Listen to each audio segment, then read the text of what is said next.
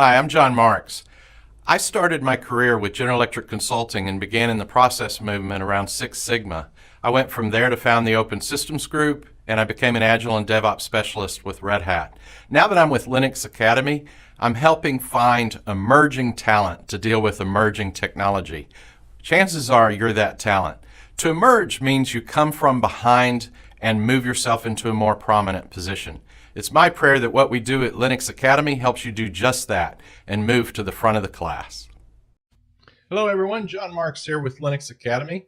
This is section 1, the introduction to DevSecOps essentials. And before we get into our lessons, I wanted to talk a little bit just about the course. So DevSecOps is new.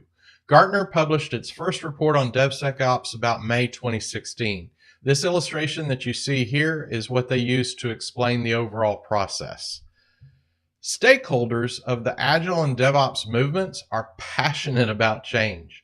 When any movement is new and still evolving, there may be disagreement about particulars. This course is designed to give you a broad foundation in DevSecOps terminology, processes, and tools. So just like a survey course in college, it touched on a lot of different topics, but it didn't go very deep. That's kind of what we're doing with this essentials course. DevSecOps is about culture. Culture is defined as the attitudes and behavior of a particular social group. Many believe that culture change is necessary for large organizations to sustain ongoing process improvement. An individual's role and background influences their interest in different aspects of DevSecOps practice. Traditional IT departments are fragmented, with development, security, and operations all having different leadership and reporting structures. DevSecOps builds on the idea that cross-functional teams must work together and that everyone is responsible for security. So DevOps is also about automation.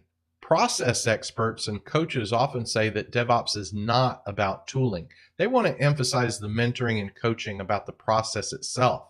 But engineers and technologists grow tired of process quickly, and they want real-world examples of how processes can be implemented. Engineers like to tinker. Executive stakeholders measure outcomes and results when making investments in process improvement.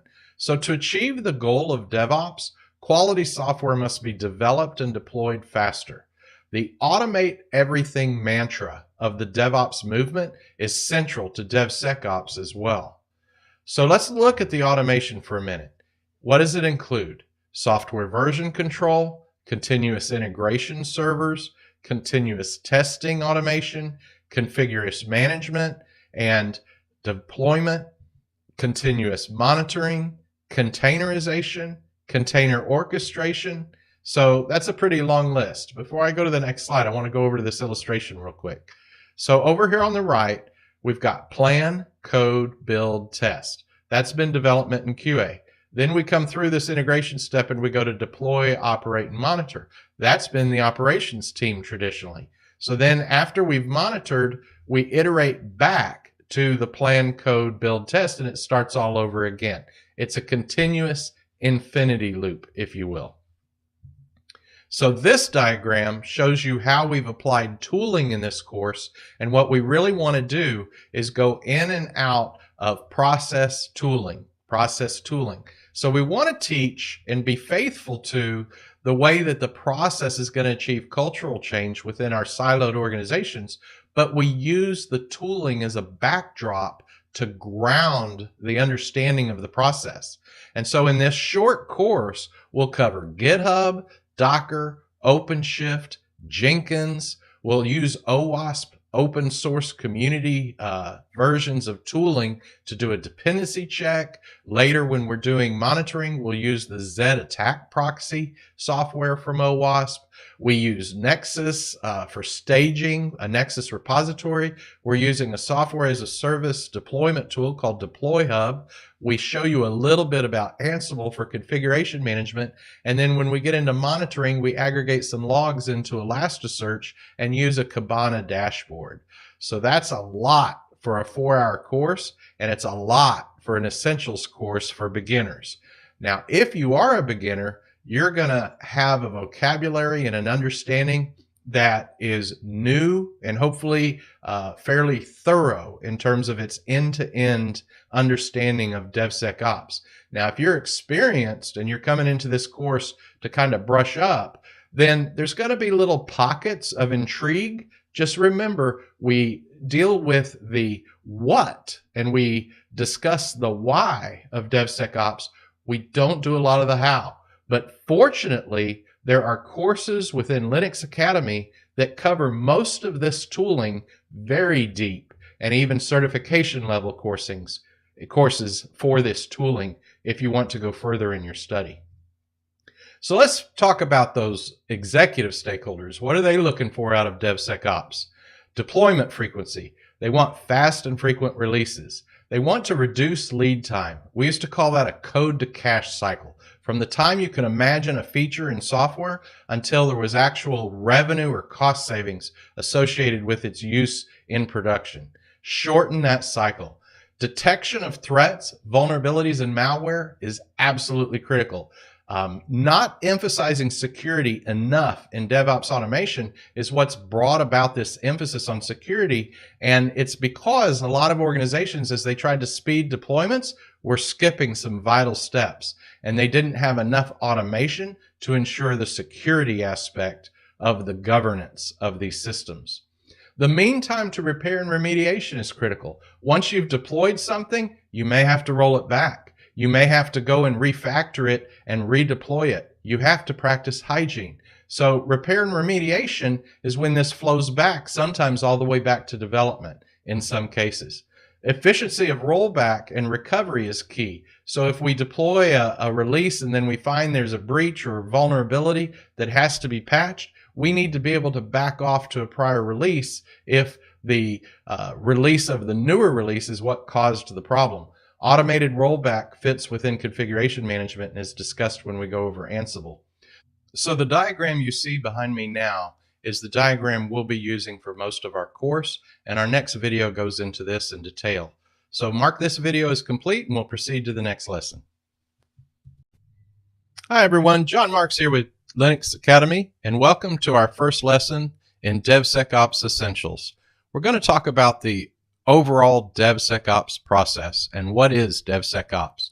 Traditionally, IT departments have been organized by function. Development, security, and operations were all separate departments within the overall IT organization. Development was typically responsible for development of the application software itself, while operations was responsible for the data center environment or infrastructure. They maintained a production environment and tried to keep it stable. Security was the organization that provided oversight to ensure that the other IT functions were compliant and that the software met regulatory requirements. DevSecOps is a portmanteau or a mashup of the department words or labels, development, security, and operations. DevSecOps has been developed to improve time to market and allow organizations to release software faster. If we look at the application development process, a lot of organizations have adopted Agile development, and Scrum is the most popular form of Agile, where development teams iterate through the development of software features. They have sprints that are a 2 or 3 week cadence, and they do planning, coding, building, release the work product, and then go back to the backlog, prioritizing the user stories, and they develop features in small batches. This prevents them from having to wait 9 months for a release of 100 changes to an application. Instead, they'll do 3 or 4 changes at a time and go ahead and provide that software to staging for release to production.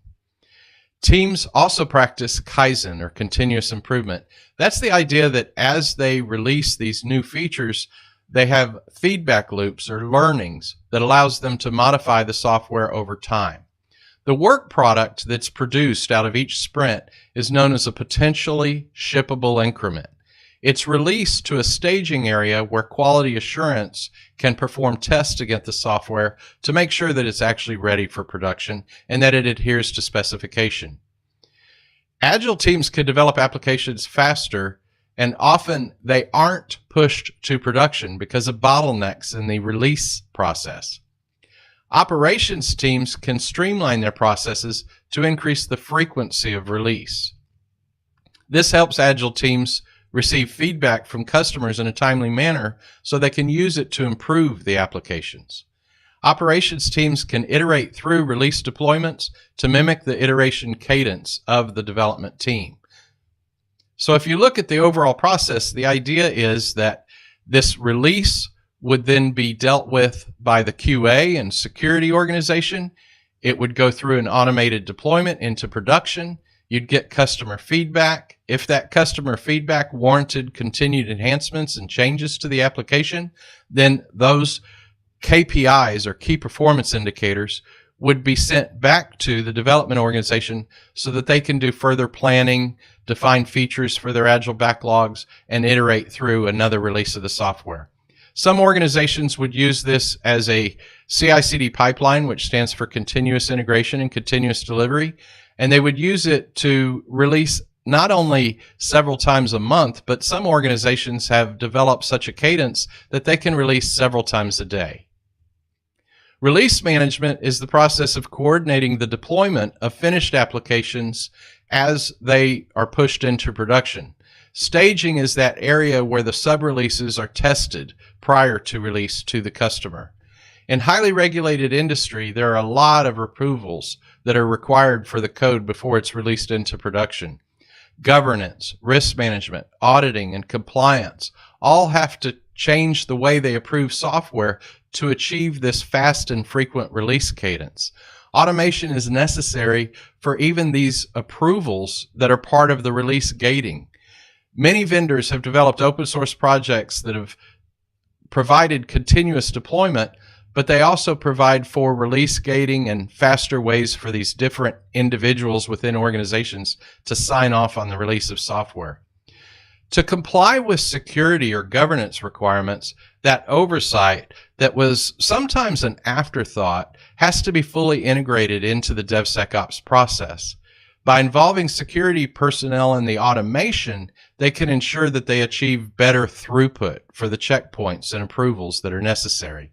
DevSecOps is the evolution of DevOps that emphasizes the importance of security in the overall software release pipeline. So a continuous delivery pipeline is going to put security right at the center where release gating is approving software before it's sent to the automated deployment. Security monitoring is after the applications are placed into production, where they are continuously monitored for vulnerabilities. Depending on the severity of an identified vulnerability, applications might have to be removed from production, which is considered a rollback to a prior release, or they can be simply cleansed of the vulnerability if patches to some operating system components or other environmental concerns can be changed to remedy the vulnerability. It's not actually in the application itself. Typically, though, remediation involves the development organization, as refactoring may be required to remediate the vulnerability. This is because oftentimes these vulnerabilities exist within the component libraries that are compiled and linked into the application. And so refactoring is where the development organization, say if you had a vulnerability in a struts release, they would go into that struts component library, determine if there is a release of that component library where the vulnerability has been patched and remediated. And if so, they would upgrade their application to use the newer version of the component library and then compile it, make it, and re-release it to production. The release and adapt cadence, the release and adapt lifecycle, if you will, accommodates lessons learned from production. The whole idea here is to have a synchronized movement from development, providing the potentially shippable increment, release gating it, taking it, and getting it through the gating processes quickly, security knowing that the scanning and monitoring has taken place so that they're not releasing something that's defective into production, then getting that customer feedback, having operations monitor the application so if new vulnerabilities come about, they're detected quickly. the key performance indicators of how the application is performing, as well as the security vulnerabilities, are all communicated back to development so that remedial actions can be taken. This release and adapt cadence is the process through which everything works in a fast and frequent release lifecycle. And DevSecOps is the process used to help organizations adjust culture and behavior so that they can begin to develop, test, release, and monitor applications in a fast and frequent way to enable the organization to improve time to market and maintain competitive advantage.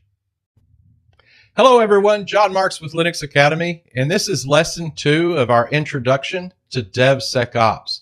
In this lesson, we're going to discuss some standards and terms regarding cybersecurity. We're going to go over some sources of intelligence that you can use and some tooling that is available to build out your DevSecOps pipeline. So let's get started. Introductory remarks.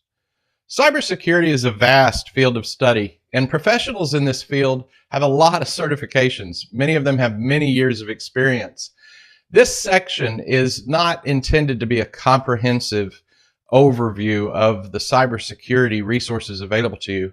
This is just some chosen standards, if you will, things that are very common to a DevSecOps pipeline that should be quite useful as you develop your build automation and your configuration management and some of the other key components of your pipeline. The concepts, terms, and standards in this video give you a foundational introduction, and they're not, as I say, intended to be comprehensive in any way. If you do want to go on and become a security professional, we encourage you to pursue further study. We've got a lot of other content on our site, and there's certainly a lot available from other sources as well. So let's dig right in. Our first term is the attack surface. If you think of a server in a data center, it kind of has edges. It connects to a network. There are a finite number of places that you can secure, and they call it perimeter hardening. You can secure it so that access to that resource is extremely limited. And access is gained through what is known as attack vectors. Those are different points that people could come in to the system and introduce malware or steal data. The idea here is not real complicated, but you want to keep the attack surface and the number of attack vectors as small as possible so that it's a limited number of doors where people can get in. The problem we have is that in cloud computing, lots of people get into lots of servers. And so perimeter hardening is no longer a definitive science in terms of server hardening and protecting data. One other thing I want to point out on this slide is this little mask that just showed up. That's the anonymous mask. That's a famous group of hackers that's kind of been featured in movies and stuff. It's pretty well known. When you see that icon on some of the illustrations in this course, just know that that's intended to denote a place that hackers or attackers could exercise a vulnerability and gain access when they shouldn't be gaining access. Now let's talk about malware. It's a term that stands for malicious software. That's what attackers deploy to infect a software system. And malware exploits the vulnerabilities. Those are the weaknesses. And so people can hijack or they can eavesdrop.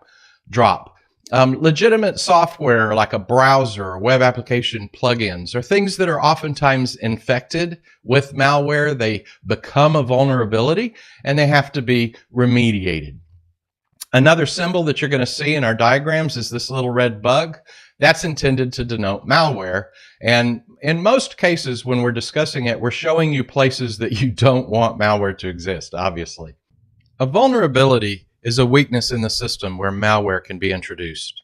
Security Content Automation Protocol is a U.S. security standard maintained by the National Institute of Standards and Technology. The Open SCAP project is an open source project that produces a tool that can be used. In fact, our first learning lab is based on this tool. The Center for Internet Security provides security benchmarks. Now, what do we mean by a benchmark? Well, there is a standard upon which you would be measured if you are hardening a cloud system or an on-premise server.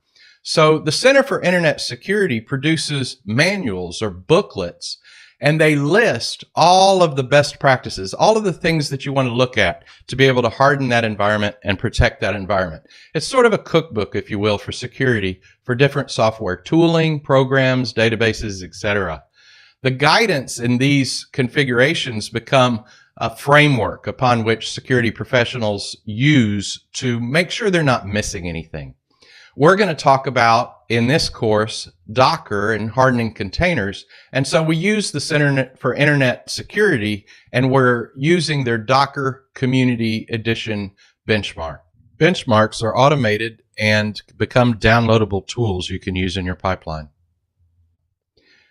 Scanners can be deployed to network host and run in-memory resident or monitor activity in real time. Scanners, if you will, interrogate a system. They look for things. They're an automated way of getting through the system. You've probably used virus protection on a PC. It's a similar concept, but it's applied to enterprise computing. When you monitor multiple sensor points, scanners can log the vulnerabilities, and then engineers, operators, and security professionals can go back and use automated means of parsing those logs and analyzing the data. Scanners should be used to interrogate both new and existing software because this is an ever-changing environment. The attackers are coming up with new malware and viruses every day, and our systems are changing every day where the vendors are making patches and changing things. It basically is a lot of moving parts, and so scanning is a way to keep up with it. There are two types of scanning, dynamic scanning and static scanning. When we pursue other lessons in this course, you're going to see that little green magnifying glass. And if you'll notice on the left, it's a magnifying glass looking at servers. On the right, it's one looking at code. That could be a way that we designate between dynamic scanning and static scanning. Dynamic scanning being the method of analysis that identifies vulnerabilities in a runtime environment. It's while the program is running. They monitor system memory, the behavior of the program, response time, overall performance. Automated scanning tools analyze these applications, and you may not have access to the original source code. So dynamic scanning for some of these older systems ends up being a key resource. Static scanning is a method to look at application software in a non-runtime environment. So what would be a non-runtime environment? That would be the sandbox that the developer is using when he's writing code. That could be the staging server where the build automation is pulling from a repository to compile and link code to be pushed up to production. So static scanning is actually looking at source code in a lot of cases, and the libraries and component libraries and the header files and even the external data, XML data and YAML files, other files that affect the system. And static scanning is really just reading those files to determine if there is any known vulnerability. Because a lot of time with these viruses, there's little code snippets that are the signature, if you will, of the malware or the virus. And static scanning can pick that up. Some of these tools are pretty sophisticated. While these two forms of scanning were developed separately, dynamic and static, they're both highly useful. And to use one without the other is to kind of put your pipeline at a disadvantage. The Cloud Security Alliance, or CSA, has consolidated most compliance methods into a single resource called the Cloud's Controls Matrix. The CCM includes all security compliance, and they come from things like the International Standards Organization, FedRAMP, the National Institute of Technology, which has several publications. They define a control ID that is used to uniquely identify vulnerabilities. And the key benefit of the CCM is that we can consult one aggregate source of security compliance. The CSA also provides a Consensus Assessments Initiative questionnaire, and that's a questionnaire that can facilitate your self-assessment. A lot of times, there's no outside party, looking at your systems on an ongoing basis to determine if they're secure. So developing a sophisticated means of self-assessment is key. The Open Web Application Security Project is an online community. They came into being in 2001. They became a not-for-profit charitable organization in 2004 in the United States. And they're international. They're doing work all throughout the United States. Later in this course, we will have a hands-on project with one of their flagship projects, which is the OWASP dependency check. Another term you want to be familiar with is Federal Information Processing Standards, or FIPS. These are standards developed by the United States federal government, and they're for non-military government computers. FIPS defines minimum security requirements for use of cryptographic modules. Now, what are cryptographic modules? You've heard of encryption. Every web browser has it. When you go into SSL security, it's where we take human readable bytes or bit ordering and we scramble them up. So there's an encode and decode process. The FIPS publication, Security Requirements for Cryptographic Modules, explains which cryptographic modules are considered safe, legacy, or weak. Obviously, the attackers are constantly breaking these means of encryption, and so if you're using an old method, you may have a vulnerability. To learn more about cryptographic modules, we've got 3 links on these slides. The first is a storage cheat sheet, the second one is a guide to cryptography, and the third is a key management cheat sheet. Now, what's a cheat sheet? It's kind of a checklist. It's a quick way of summarizing the things that you need to review. That concludes part 1, our introduction to cybersecurity concepts and standards. Our next lesson in part 2 is a hands-on demo of the National Vulnerability Database. So see you in the next lesson. Hi everyone, this is John Marks with Linux Academy, and this is part 2 of our introduction to cybersecurity concepts and standards. Identifying and scoring vulnerabilities. Common vulnerabilities and exposures, CVEs, are a dictionary-style list of standardized names for vulnerabilities. The CVE aims to create an identifier that's publicly known, and so when different organizations are dealing with detection of vulnerabilities in particular software, it has a means of identifying it. One of the reasons we need to be able to identify it is because we need to score it. Common vulnerability scoring system is a way to rank the threat level associated with a particular vulnerability. This helps organizations prioritize remediation efforts. Some critical vulnerabilities might cause an application to be removed from production. Others may be tolerated, and we know what the threat is, but it's something we can deal with based on resource availability. The National Vulnerability Database maintained by the NIST has a website.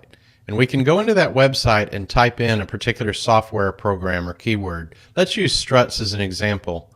Once we do a search on the struts component library, we can see a list of the vulnerabilities and the CVSS score. High for this one, critical for that one, and then scroll down a little bit and we see another high one.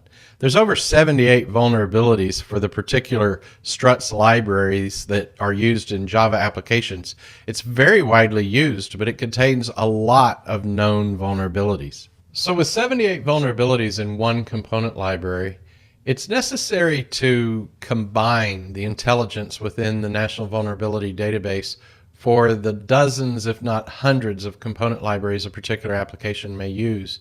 This is done through the available data feeds, and the server is accessed by most of the tooling. The OpenSCAP tooling is one example, where the common vulnerabilities can be stored in an on-premise data store. Then when the scanning process is run, it can compare the components in use in whatever system is being scanned against what is in the National Vulnerability Database.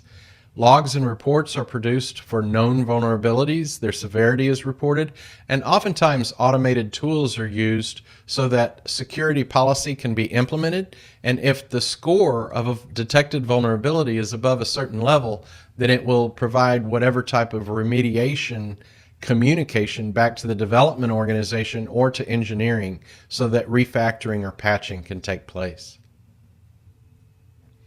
DevSecOps resources will utilize the National Checklist Program repository. That is a secure configuration for specific software components. Stakeholders can use the NCP repository to search for the CIS information particular to a database or piece of software that they're using in their infrastructure. The NCP repository provides metadata and links to security checklists, including checklists that conform to the SCAP. The NIST provides an online search tool as well as data feeds that are used by many SCAP validated tools to provide intelligence for advanced DevSecOps monitoring. The National Vulnerability Database is a term security professionals use to refer to the NIST repository and other data stores provided by the NIST. Another resource available is the National Checklist Program. There's a website just like the NVD database that allows us to go in an interactive fashion. We can choose the checklist type. We can look at the authority that's contributed to the checklist. The target software program, which could be a number of software products or vendor products. We'll scroll down and choose Kubernetes. From there, we can select a content type, the tool compatibility, and who the test has been done by. And you can add keywords to narrow the search. When the tool returns, we have two Kubernetes entries in the National Checklist Program, one being the benchmark for version 1.6, the other the original for 1.10. You can drill down on any of the NCP checklist resources, see what the resource is, the date that it was published, and then there is a link at the top to download the actual resource and consult it for your cleansing efforts. That concludes our discussion of cybersecurity standards and concepts. As we pursue the course, we'll be using some of the tooling that relies on these standards, and we'll see how it's put to use in a DevSecOps pipeline. The next section is on secure software onboarding. We'll see you there. Hey, this is John Marks. Welcome to Section 1 Introduction, Lesson 3, Identity and Access Management. In DevSecOps, many of the processes required for software development, testing, and deployment are automated.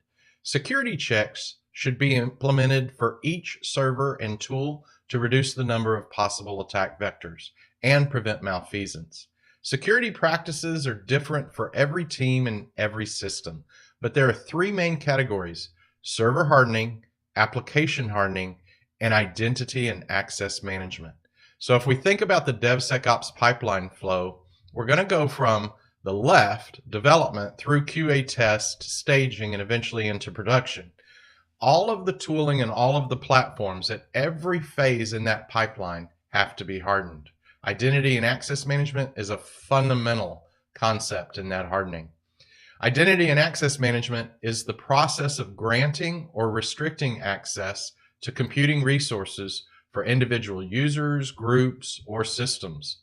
All modern software applications govern user and group authentication, but their specific methods may vary.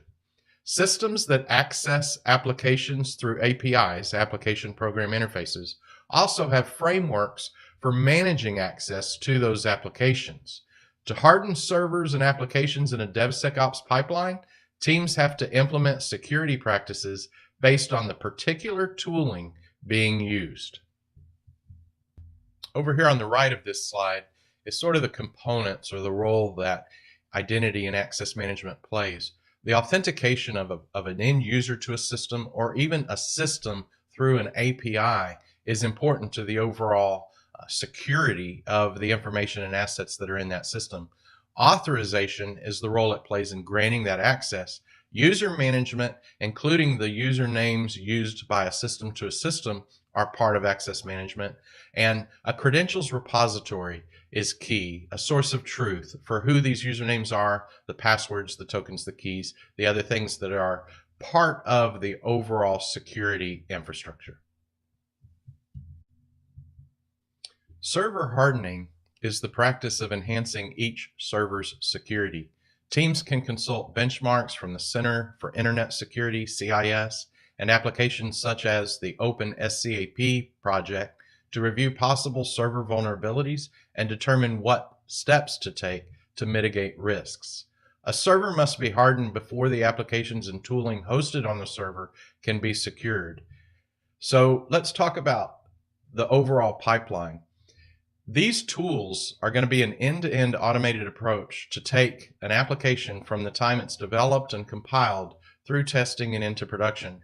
And unfortunately, the tool chain in a DevSecOps pipeline is highly fragmented.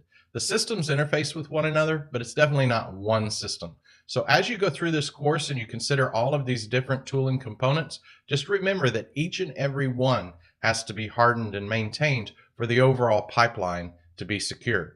So application hardening, and when I say that, I mean the applications we develop as well as the applications we use for the tooling, is the practice of enhancing an application or framework security according to the provider's recommendations. In many cases, it's the vendor who provides the software. Most DevSecOps tooling involves automated integration with other third-party systems through APIs. The process of hardening an application includes both the initial implementation of security assets and ongoing governance over time. So what are the fundamentals? The identity repositories are systems that store information about all the users and groups within an enterprise in a single place. Access keys are encrypted keys that enable applications to securely access servers. Signatures and certificates allow programs to verify the source and authenticity of digital assets. And vaults store secrets and encrypt login credentials to prevent attackers from accessing them. So these 4 fundamentals you will see in play throughout this course. Some of them will be casually mentioned as we talk about the course. Just remember, in this course, most of the environments are ephemeral, meaning they come into existence and go out of existence for the purpose of the demo or the lab. So they haven't been hardened. Don't be too hard on us if you see, an address bar that says that it's not secure, or if you may see a secret or two in one of the script files. When we go into production, including a production pipeline that's used by development, QA, staging, and production, all of those systems need to be hardened. They're going to be around a while. They're not ephemeral in nature, so all of the security fundamentals need to persist. That's it for this lesson. Go ahead and mark complete, and we'll move on to the next lesson. Thank you. Hello, everyone. John Marks here with Linux Academy, and this is lesson 1 of section 2 in DevSecOps Essentials. We're going to cover clean repositories. So software onboarding, the process of developers going out and getting frameworks or component libraries from third-party sources, requires a process where the code stored in a repository has to be pulled with a pull request so that it can be brought down to the local storage or the developer sandbox. With the rise of open source, there's a lot of software out there that enables programmers to not have to write everything from scratch, and they can pull in toolkits, they can pull in, again, rapid application development libraries that are part of a component library, frameworks, this type of thing. Most of those third-party resources are stored in off-premise repositories, and those repositories are often not maintained by the developer organization. So in a situation of security, the developer's organization is not in a position to harden those off-premise repositories.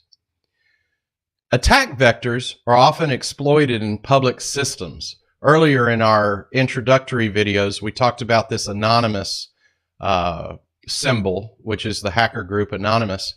And I'm showing here that in this cloud off-premise repository that there are many attack vectors associated with anything that's in the public cloud.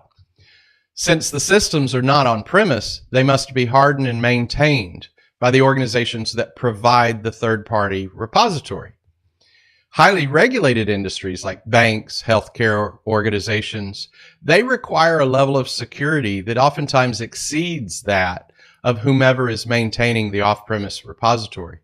So malware exists in most public repositories, and some of the most popular software components in use today are known to be vulnerable. If the software in public repositories is transferred to the internal systems, the malware is brought into the on-premise infrastructure. And so even though an on-premise infrastructure may be hardened, if we do a pull request and we bring source code down, like that struts component library that we talked about when we demoed the National Vulnerability Database, then all of the malware and vulnerabilities that exist in the struts component library is going to come down to our local storage. Once inside the private infrastructure, malware can be unknowingly propagated to production, where vulnerabilities are further exploited by attackers. So to secure these on-premise repositories, the first thing is a firewall. Obviously, with internet and access to cloud systems, most organizations have very good firewalls at this point. That will prevent outside attackers from accessing the internal systems. At the time of onboarding, software should be scanned for known vulnerabilities. So this little magnifying glass signifies the role of scanning at the time that the transfer is taking place as the result of the developer pull request. On-premise systems must be hardened to prevent malfeasance. So whichever developer environment is being used where that local sandbox storage exists, that would be a hardened environment. And your DevSecOps practitioners are going to implement scanning of even those local sandbox storage so that if malware does come through the firewall, the scanning tools will at least give us an inventory of the products that are vulnerable in our local repositories. On-premise repositories are monitored on an ongoing basis to ensure that threats do not penetrate the security perimeter and go undetected. So let's look at a little bit larger organization. Large organizations have teams of developers using shared on-premise repositories.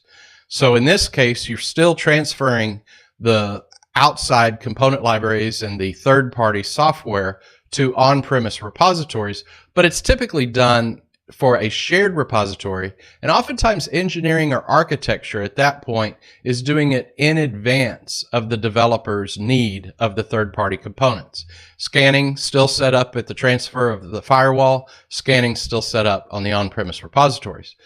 But then the third element is source code control and source code management. Whenever multiple developers are working on the same code base, you've got to implement a check-in and check-out process that tracks code versions. It allows branching from trunk, which we'll talk more about when we talk about our automated build, and it facilitates sub-releases for release management. The idea is you've got a lot of people doing a lot of different things to this code. We need to make sure we don't overwrite one another's changes, and we need to make sure that we can track it all in a very organized fashion. Continuous integration is the practice that encourages developers to check in their code daily to ensure that one change does not introduce a defect into the shared code base. I can remember when I worked for large corporations prior to the development of DevOps and even prior to agile processes, we'd oftentimes work on something in our local sandbox for 2, 3, 4 weeks, maybe a month or even 2. And then when we put that code back into the shared repository, there was often a lot of reprogramming to do because our changes would break the code that another developer had done in that same couple of months that we were working locally in our sandbox. So continuous integration is really a critical practice to speed development. It's part of the agile process so that test-driven development and extreme programming can be done. What's happening when you do that check-in process and you practice continuous integration is it's going to rebuild that software. And if the changes I made don't work with changes that another developer made, hopefully it's just the changes that day. The build's going to go red, and we're going to be able to quickly find what we did and remedy it to get a green build by 5 o'clock so we can all go home on time. So let's go back and look at how this all fits into our overall DevSecOps pipeline. We're over here on the left with the development organization. And what I want to summarize with is that clean repositories affect automated provisioning. Secure platform as a service, PaaS, use requires repository hardening. So as we go further in this course and we talk about automation, we're going to talk about the importance of provisioning with PaaS tooling. And this fundamental step of utilizing clean repositories and implementing the scanning at the type of software onboarding is going to be critical to the safe functioning of those other automated processes. So that concludes this particular lesson. Next, we're going to talk about securing public repositories. So we'll see you in that lesson. Hello everyone, John Marks with Linux Academy here in another lesson of our DevSecOps Essentials course. This is section 2 on secure software onboarding. And in this lesson 2, we're going to discuss securing public repositories. So our use case this morning is GitHub. It's a very popular off-premise repository used by corporations, governments, open source projects. It's very widely used, been around for a long time. And it's a public repository that is often targeted by hackers. So why would an attacker target GitHub? Well, the first thing is GitHub contains source code. That's the human readable applications that all of the programmers work on before they compile the application that becomes machine code. Copying that code allows a attacker to steal trade secrets and create derivative work product from applications that have been developed by others. Hackers may also steal the code and sell it on the dark web. So one corporation could steal applications from one of its competitors through this type of targeting. The threats facing GitHub are immense. Hackers can study application source code to learn how to attack the software. So they can learn where the weaknesses are in the code and what they might be able to exploit. They can also steal the source code, and it accelerates their ability to develop a vulnerability and penetrate a production system.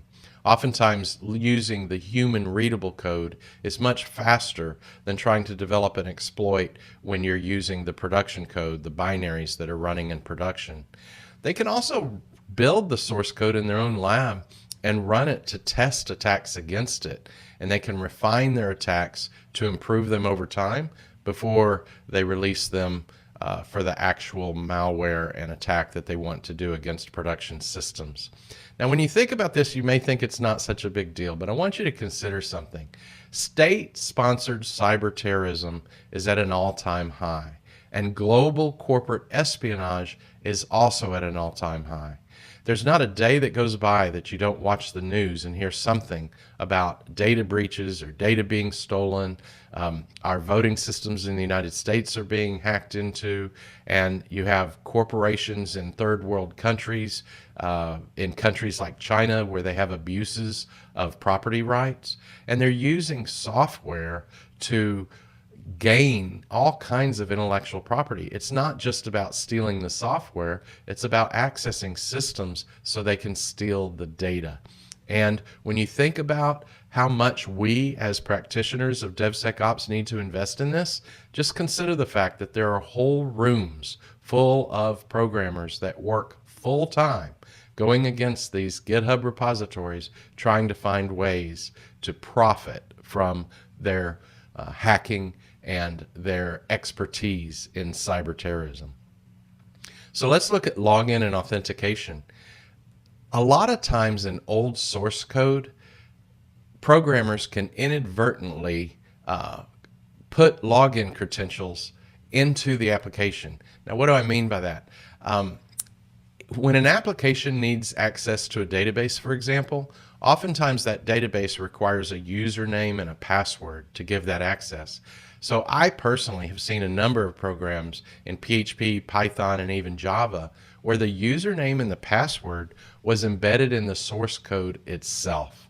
That's what this is referring to. And when that source code is checked into GitHub and someone can get access to it, they then have the username and password for your database. So the more we have software as a service and microservice architectures that use application program interfaces for one module to talk to another, then the attack vectors increase. Because if the hackers are able to get those usernames and logins, then they can use them to authenticate secure sessions to exposed APIs. Some developers have cut corners by embedding these login and passwords in these applications, and it goes way back. There are secure vaults now to establish best practice on how to keep the login and the password available to the application, but encrypt it and put it in another storage file. But think about it. A lot of these applications in use that are in GitHub, they've been around for 10, sometimes longer, 15 years. And these practices of embedding secrets in application source code go way back. When hackers gain access to the code, they can gain access to related services. So oftentimes that database that was accessed by that one program, that same username and password may give access to other databases for that same institution. So let's look at unauthorized access. In many cases, companies set up usernames and passwords based on email accounts. Those email accounts may be left vulnerable. Consider your phone, for example. If it's stolen, someone can go into those accounts and see how your phone authenticates your email. Once they have that email, they can use it to access any systems that utilize your email for access. Another poor security practice is when developers are granted access to more than just their project. Some developers have been with companies for a long time, 5 years plus. They've worked on 10, 15, 20 different software projects. If they have authentications against GitHub for their first project, their second, their third, and over time 15 projects, then chances are if someone is able to get their username and password by their email, then they can access all 15 of those projects that they've worked on over the past 5 years. And over time, deficient security policies and procedures create a wide open attack surface. So it's not just one occurrence of this, it's corporations that are lax in protecting their secrets and protecting their email accounts could be watched and hacked for years, where the hackers are building up a base of means of access to exploit. You also have insider threats. You have individuals that have gone to work for a company and they act as a malicious insider. A single developer accessing many repositories can be an indicator of an insider threat, because at the end of the day, most programmers work on one project at a time, especially if the organization practices Agile, which suggests focus as one of the core tenets of Agile development. Unfortunately, due to limited resources, many organizations don't monitor GitHub or other external repositories. They've been using it for years. They're not really alerted to this problem. And if they don't have a big security department where people are focused on this stuff, chances are the developers haven't been thinking about it. This gives bad actors the opportunity to continue their attacks, and it weakens the defense against attacks that the organization has over time. So there are some practical steps for DevSecOps to combat all of these attacks against GitHub.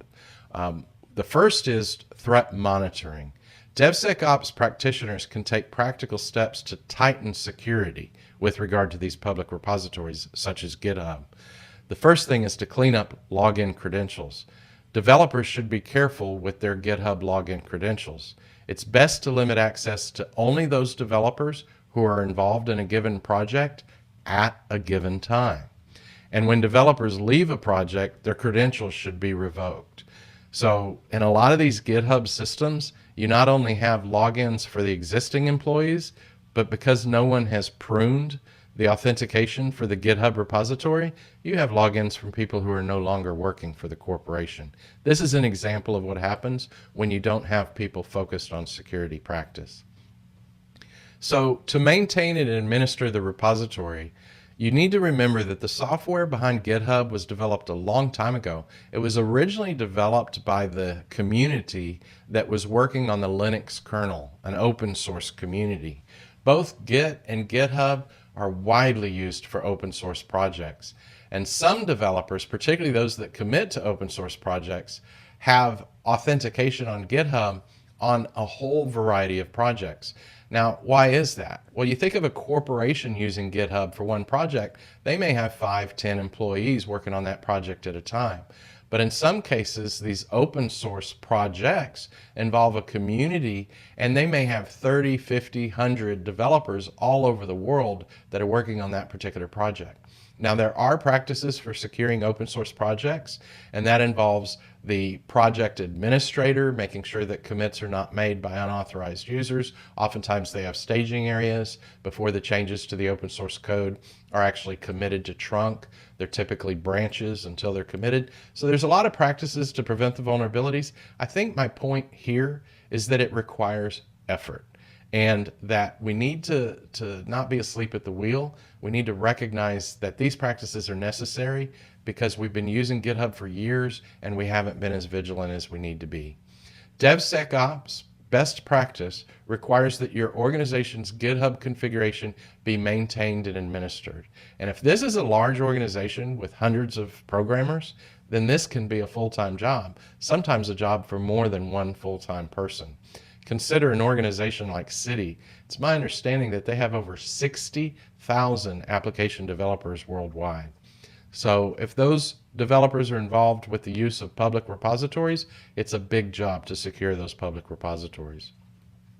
Monitoring for suspicious activity is a way that you can automate this process and limit the number of individuals that need to be involved on an ongoing basis. You can automate and manually monitor to determine source code check-ins. And you should also look at check out of an unusually large amount of source code. This can be easily detected through the logs themselves. It's possible to monitor and detect logins from unusual locations. If you're a corporation and you only employ people in a specific locale within the United States, it's easy to detect that people are accessing your GitHub repositories from foreign countries.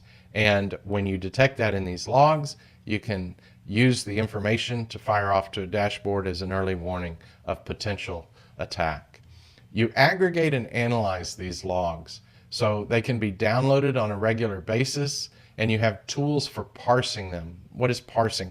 Parsing is where a program breaks apart the text messages into words, and you can use rules-based systems and machine learning type systems, lexical analysis, and there's third-party vendors that provide these tools that can read the logs. It's a program reading, not a human being, and evaluate the activity against a baseline.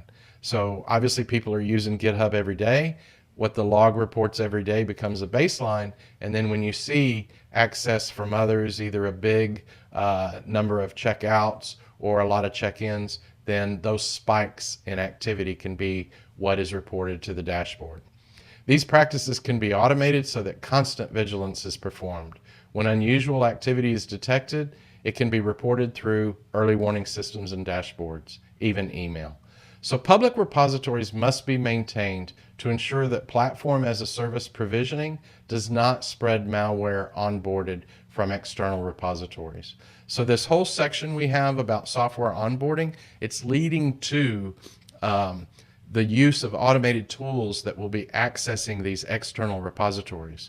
So we're laying a foundation for how an automated pipeline can be secure. This is the DevSecOps process here. And as we proceed in other lessons, you'll see how these public repositories come into play in this overall tooling of the process.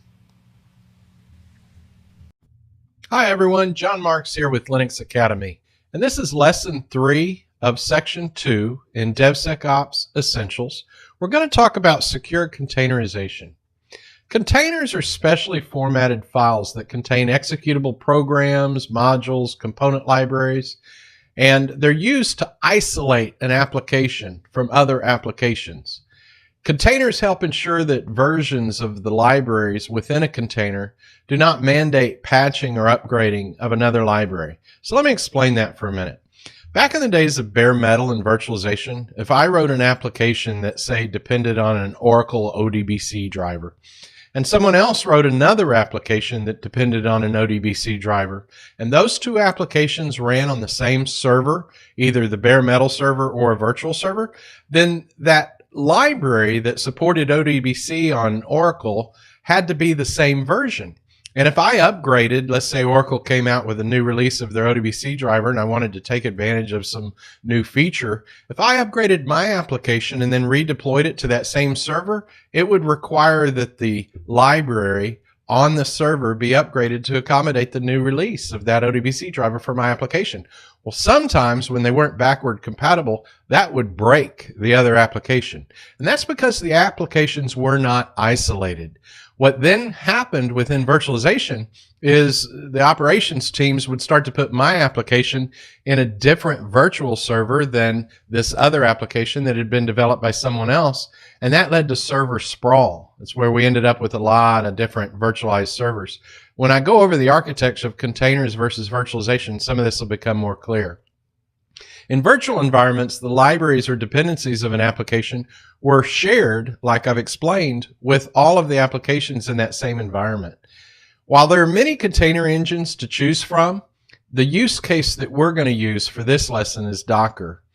Docker contains what's known as process restrictions. And what I mean by that is root, non-root dichotomy. Basically, root is a super user on Linux. Non-root doesn't have those high permissions. But in some cases, if you don't harden your Docker environment, there is something known as escalation of the user that can be achieved through the Docker daemon. So process restrictions is important so that an application that shouldn't have super user privilege isn't able to escalate and get that. The same type of restriction exists for device and file restrictions. Oftentimes security in a server environment is at the device level or a file level. Who can read the file, who can rewrite the file. And this is a way that permissions in systems have been handled for years.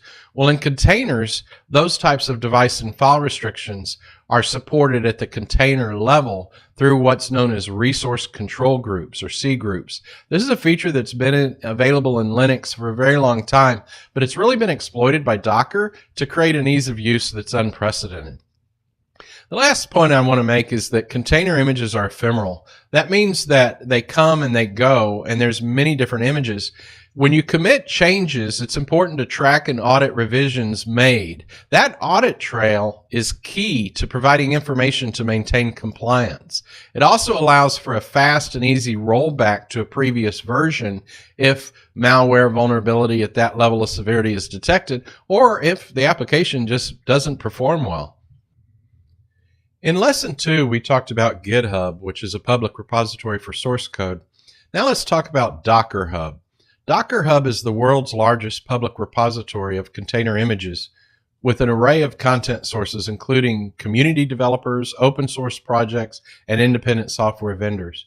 You can search and browse for millions of container images. You can view image popularity, the vendor that's provided the image, and certification levels to inform your selection. You can access free public repositories to store your images and share with the community. And you can choose a subscription plan for private repositories to limit access to your images. You can use auto builds and webhooks for easy integration into your DevOps pipeline. While Docker Hub is a public repository, it contains public, private, and official images. Public images are shared amongst the broad community. Anyone can access them, and if you have the appropriate permissions for the repository, you can commit changes to that repository. Private images are limited to a certain organization, and there's going to be a login and authentication for you to access those images and definitely for you to write to those images.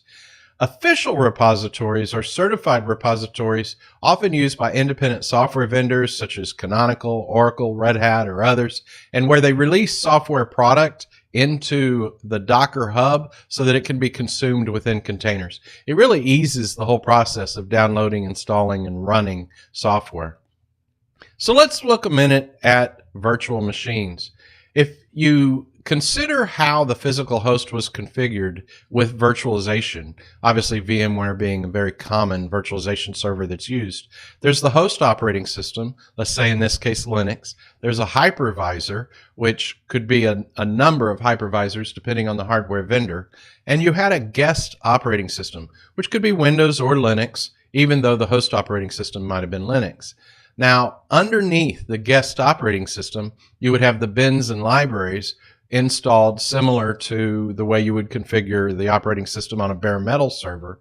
And then the applications would be deployed within a virtual server so that they would run within that virtual environment with the bins and libraries, these components that they rely upon within each virtual server. Now, if we look at containers, it's a leaner environment. And when you look at the number of container workloads you can run on a single server, you can aggregate much more densely in a containerized environment. So why is that? Well, if you look on the right, you see that in a container environment, you have the physical host, you have the host operating system, but then there's no guest operating system. So all of the memory, disk space, and everything associated with that, as well as just the maintenance of those images, that all goes away. It greatly simplifies the process and makes the server utilization much more efficient. Then you have the applications that can share the bins and libraries, like application A and B there are using the bins and libs that are in the green color, but then application C can use a different version of those bins and libraries. So back to our example with Oracle, If A and B were using one version of the ODBC libraries, they could live happily within their containers, and then application C could use a completely different version of the Oracle ODBC library, but still reside on the same server. And that's because they're isolated. So a repository can contain a malicious source of code or infected libraries. The application source code itself, illustrated there with application C, is where malware could exist and create a vulnerability. But you also need to consider that since these bins and libraries are third-party components that have been downloaded so that you can configure your container images, if malware comes through your onboarding process, then those malware and viruses and vulnerabilities can exist at the bin and library level in a containerized environment, and thus get put into production if they remain undetected. Let's look a minute at the architecture of Docker. We've talked a lot about repositories. In our next lesson, I'm going to clarify the difference between a repository and a registry. But for now, let's just think of a registry as a repository. And within that repository, you have a number of container images. Those could be the images that were created by a developer build environment and had gone through staging, gone through test, and maybe they're available for production use. The Docker daemon is the traffic cop. That's the one who actually pulls images from the registry and deploys them to the host environment where they can be run.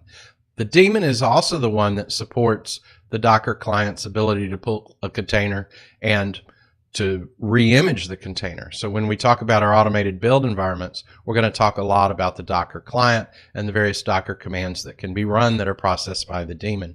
For now, what I want you to see is that within this architecture, there are points that malware can exist and become propagated. There are also attack vectors. The malware can, if it is allowed to be imaged into a container, such as illustrated there by image 3, then when that image is deployed to a production environment by the Docker daemon, that malware will exist and run on the host. Likewise, since there's an API between the Docker daemon and the registry, and between the Docker client and the Docker daemon, there is an authentication process. There are sessions that need to be secured, and there's, just the idea that if you are lax in your security standards with regard to the way that authentication is performed, then you're creating a wide open environment for attackers to propagate malware and vulnerabilities in your systems. So if we go back to our process, our continuous delivery process with continuous integration and continuous deployment, I want to point out that these containers are oftentimes used for production, but they can also be used upstream by staging and test environments and by development. In fact, a lot of agile developers have chosen Docker to speed their development processes because it's a way that they can ensure their sandbox environment is administrated very tightly. And just like in production, you would benefit by not having to share your library versions with all the other applications running on your system. Well, that isolation is very, very useful in development.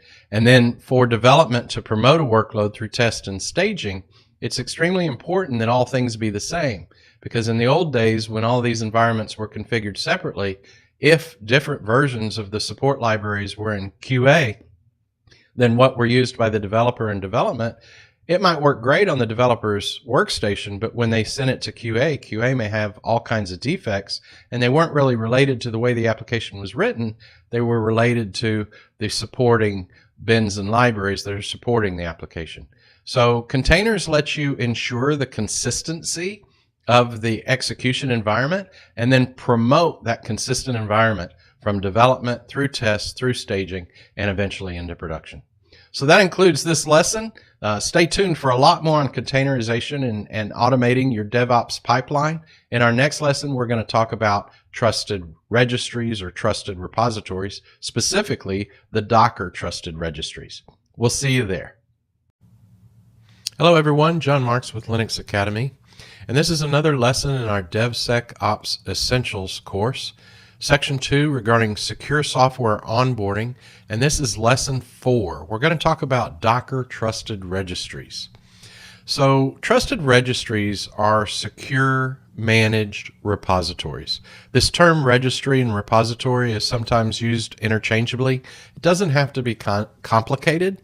A registry is typically a repository that also contains metadata. What is metadata? It's data about data.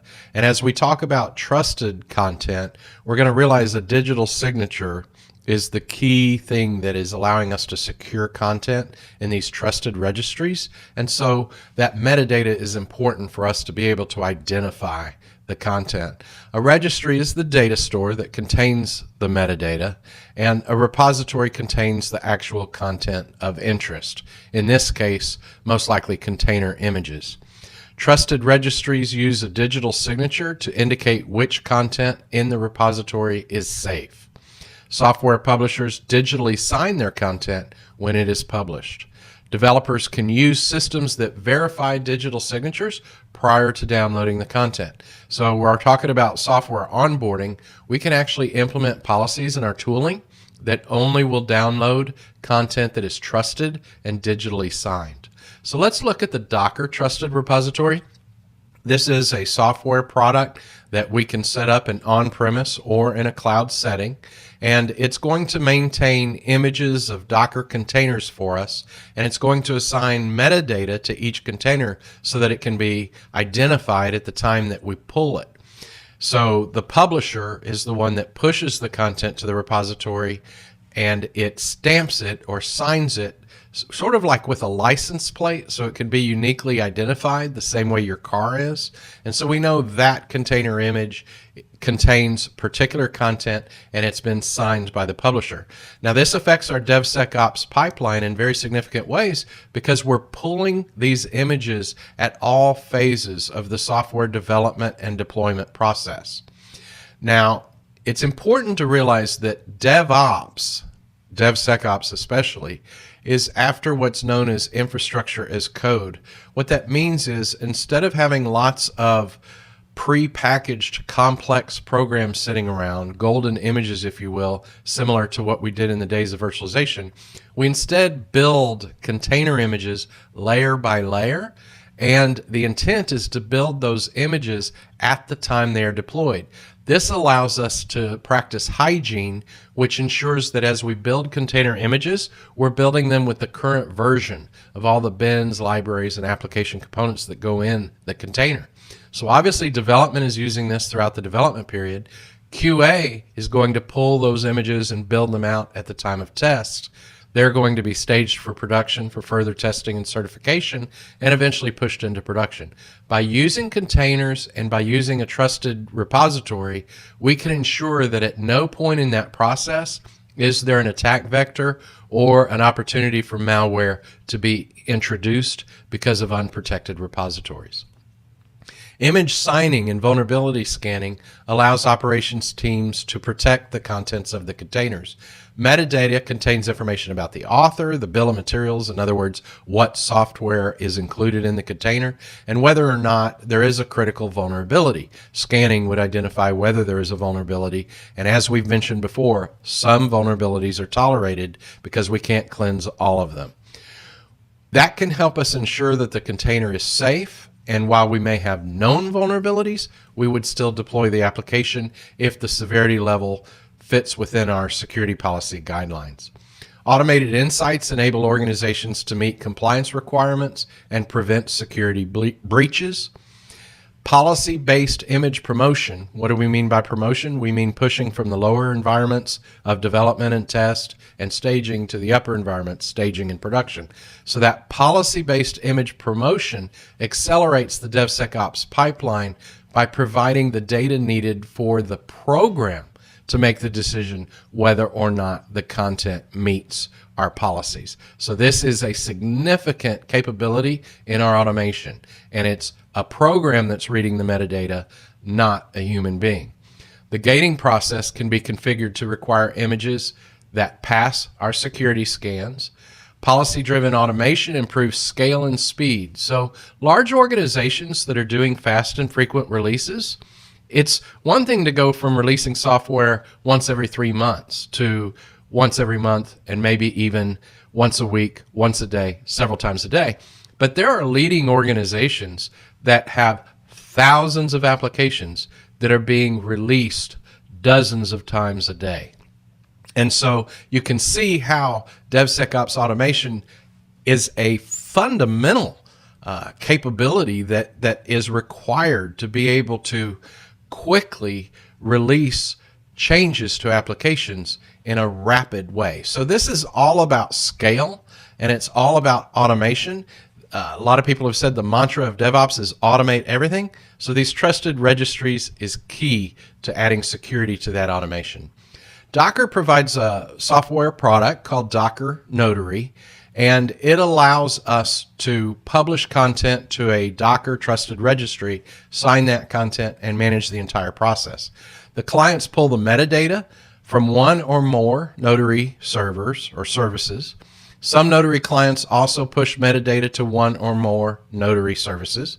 A Notary service consists of a Notary server, which stores and updates the signed tough metadata files for multiple trusted collections in an associated database. A Notary signer stores private keys and signs metadata for the Notary server. Using private keys to sign containers is critical, and that's really what makes all of this work. Docker Notary controls server access through secure socket layer security. The clients upload metadata for their container image. What's in the container, who wrote the software, when did they write it. Once the data is verified, the server sends approval for the container image to be signed, and encrypted keys are used for the signature. Notary server is the source of truth for the state of a trusted collection. So this image on the left is a workflow that shows how this process works. I think at this point in our understanding of the DevSecOps pipeline, just recognize that this in and of itself, this idea of pushing a container to a repository and signing it, is automated and facilitated by the Docker Notary product. Timestamps and checkstones are used to know that this software is what was put there when it was built. If you change one byte in a particular application, when you build that application, it's obviously going to change the checksum, which is built based on the content of the binary file at the time it is put in a container. The same with timestamps. They're down to the nanosecond. When did this thing get built? The publisher has that timestamp carrying along with the signature, so no one can substitute content underneath a particular registry record. So back to our process. This is critical automation. We've talked about GitHub, where source code is stored. We've talked about onboarding third-party components. We've talked about Docker Hub when we're trying to secure containers. These trusted registries in this new world of cloud computing are fundamental to the DevSecOps process, and they allow us to automate the retrieval of what has been built into a container, and they allow us to know which containers are secure and can be promoted through the staging and production process. Hello everyone, John Marks with Linux Academy, back for another lesson in our DevSecOps Essentials, Section 2, Secure Software Onboarding. This is Lesson 5, and we'll cover the Docker Bench tool. Docker Bench gets its name from the CIS benchmark. Docker and the Center for Internet Security has worked together to publish a benchmark. It's a very thorough document on how to secure environments and infrastructures that are utilizing Docker software. Docker Bench is a software tool that analyzes these server infrastructures and Docker components. It uses the benchmark but automates the recommendations so that it can produce a log, and we'll do that later in this lesson, and we'll look at the kinds of recommendations it gives us. Since new vulnerabilities are created and discovered over time, it is important that you use a tool like Docker Bench to harden your environment on first installation, but over time you continue to run a utility of this type to determine if new recommendations have been input to the benchmark or if new recommendations have occurred because of changes in your own infrastructure. Most importantly, tools that can scan and detect based on configuration files that use benchmarks must be updated, because every day new vulnerabilities and malware are discovered, and so these benchmarks are constantly updated. In large enterprises, the engineering and operations departments create container images that include the necessary tooling for ongoing detection and remediation. Ideally, development teams would be a big part of this process, but when you automate a DevSecOps pipeline, oftentimes it's the infrastructure side of the organization that is enabling the shift left to give more autonomy to the development team. And they're doing this by creating the tooling within the automation, within the overall pipeline automation, so that development teams are free to focus on the applications themselves. Since new vulnerabilities come from unprotected sources, teams are encouraged to maintain certified repositories. Trusted registries are the optimal source, and teams must carry out careful onboarding when using unproven sources. Docker Bench can be run regularly to detect configuration flaws in the Docker software itself. So let's look at a scan that I did. It was of a Virgin Linux system that really is not in a production environment. This is the kind of output you would receive upon a first install of the Docker tooling and the Docker Bench tool being run to provide its recommendations. You can see that the log file is color-coded. There are informational points, and then there are warnings. And let's just pull out a few to give you a sense of the flavor of the kinds of things the Docker Bench tool will call out based on the benchmark that's been published by CIS.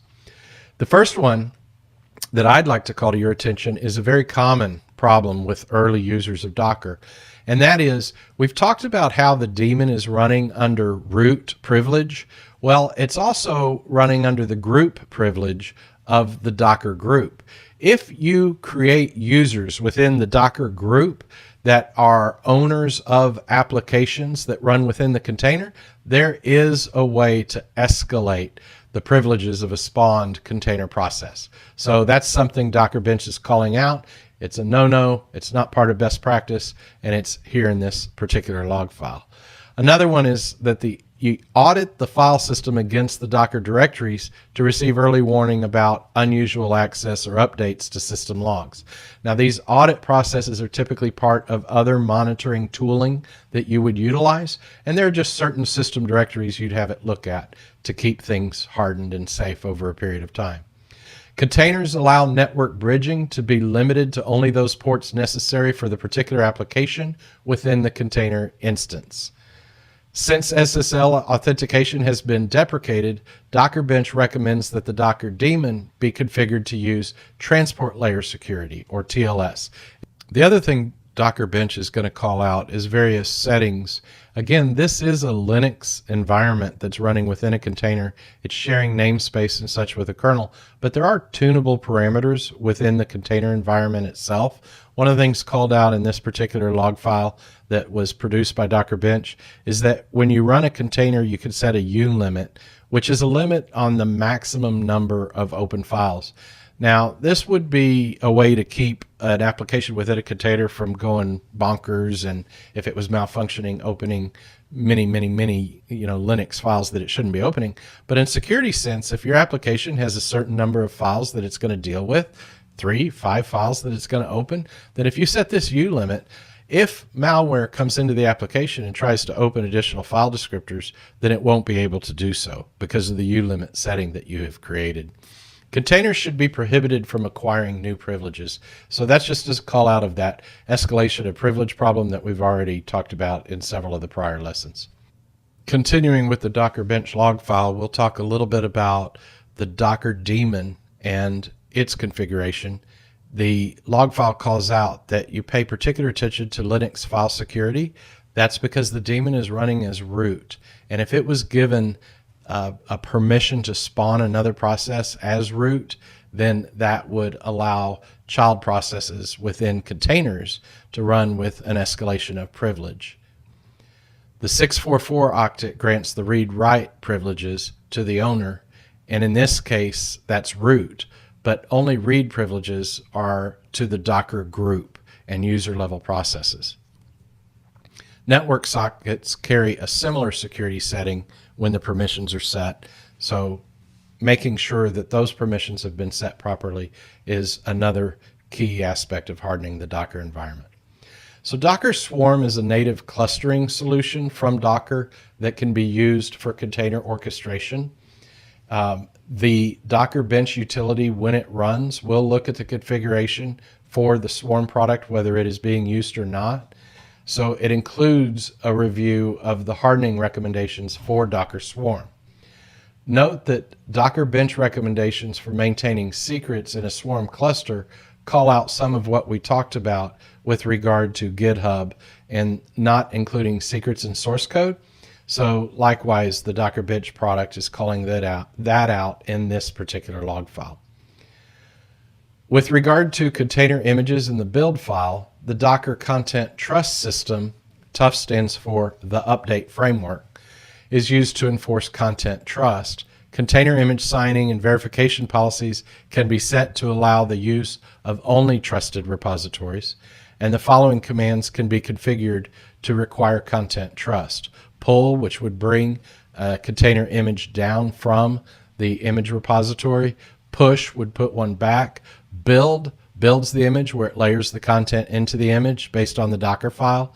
Create the image for the first time, and run, which is a very useful command, which sometimes performs a combination of other processes if not called out particularly.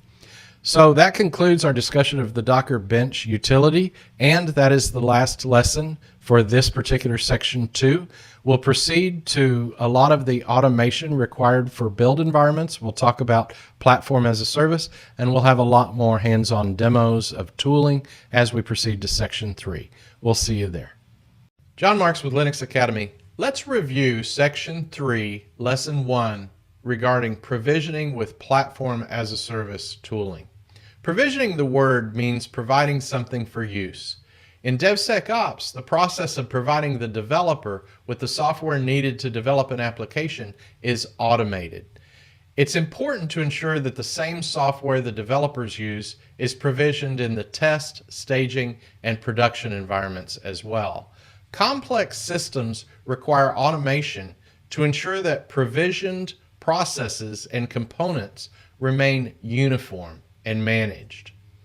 The goal of Agile development is to give developers greater autonomy. Shift left is the process change in which operations and engineering teams shift processes upstream in the DevSecOps process to developers. Anything as a service allows consumers to request and receive deliverables on demand via a self-serve portal. Platform as a service offerings provide developer platforms and infrastructures via self-service tools and automation. Templates are used to allow enterprise architects to evaluate and test software components for production use. Platform as a service systems facilitate the development of templates or these predefined configurations that comply with quality policy, security policy, what's approved for use by the organization. When developers require specific frameworks and infrastructures, they can select from available templates that have been predefined. Infrastructure as code simplifies the configuration and the deployment process and reduces maintenance. Source to image is the idea that the application source can produce, in this case, a container image. It's a framework for building reproducible container images from application source code and dependent component libraries. OpenShift is an open source platform as a service offering from Red Hat. As containers and clustering have grown in popularity, OpenShift has adopted Docker and Kubernetes as standards. Now that OpenShift can be used to deploy and manage production environments, it is considered a container orchestration tool instead of just a platform as a service. OpenShift is a fully automated container orchestration system that meets developer provisioning needs and automates source to image as workloads are promoted from development to test, staging, and production. So this is very useful in a DevSecOps environment because this automation ensures, one, fast and frequent releases can be achieved. You can be more agile because things happen quicker.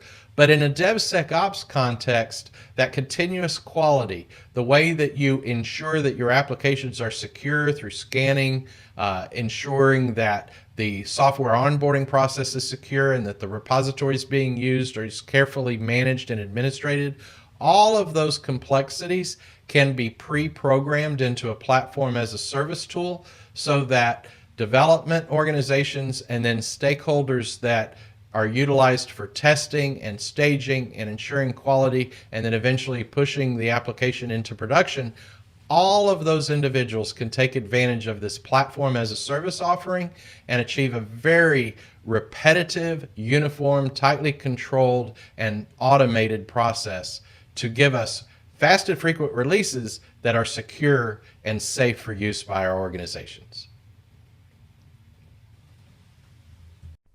Hey everybody, John Marks here with another episode of DevSecOps Essentials. We're going to start section 3, and our first lesson is on platform as a service. In section 3, we're going to take a lot of the concepts we covered with cybersecurity in section 1 and with the overall securing container environments in section 2, and we're going to apply those to an actual DevOps pipeline. In each of our lessons in section 3 and really throughout the rest of the course, we're going to use actual open source tooling, and we're going to try to rely much more on demonstrations of automated tooling to illustrate the concepts that are important to DevSecOps and give you kind of a sense of hands-on instead of relying quite so much on slides and the ideals or principles behind the DevSecOps process. So let's get started. We're going to start with our platform as a service use case, and that's OpenShift from Red Hat. You can see the screen behind me, so let's log in and see what this tool is all about.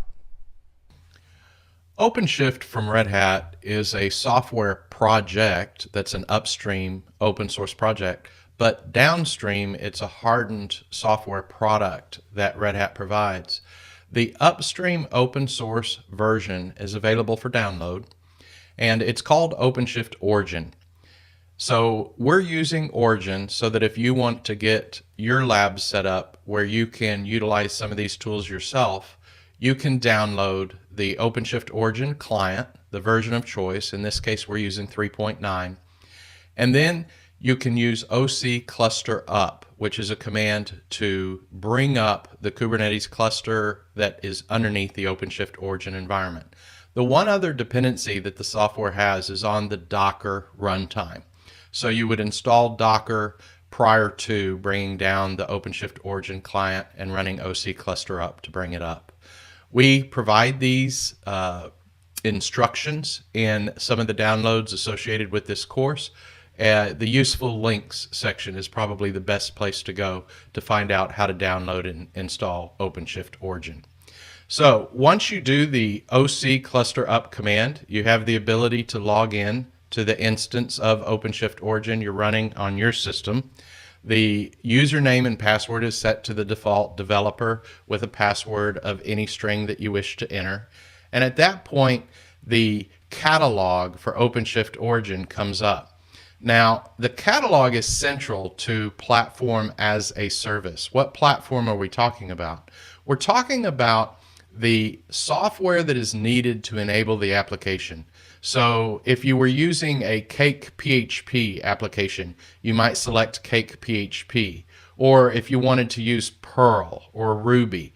These are all what are known as OpenShift templates, and they're typically defined by software architects and software engineers. And it's a way that in an enterprise, the operations team can set up the software that's supported in the production environments and then shift left to allow developers more autonomy when they're provisioning their own sandbox environments, as well as the environments that are used to help build the software, test the software, stage the software for further testing, and eventually push it into production. By using these templates, you ensure that all of those environments are consistent. So you don't have this worked in dev problem where a developer may have downloaded, let's say, the Red Hat JBoss Wildfly Java server to their sandbox, configured it in a certain way, And then when they had developed their application and tested it in their sandbox, everything was great. But when they pushed it to QA, the quality assurance people ran it, they configured their own system, and lo and behold, the software didn't work as promised. So platform as a service ensures that all the configuration, all the versions of the supporting software that makes the application work are consistent, and you carry that platform from development to your QA test systems, to your staging systems, and eventually into production. It makes sure that you don't have a lot of moving parts that are changing throughout the process that could cause the application to malfunction. So let's choose Wildfly, the JBoss container for a Java application. It's similar to Tomcat web server. And once we click the particular template we're interested in, it brings up this dialog box. We click Next to go to the configuration. We can create a new project. We can name our projects, DevSecOps Essentials. We can display a name.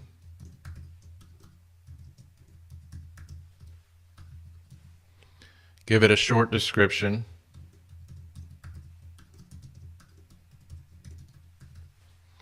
And then which version you want to use of the application.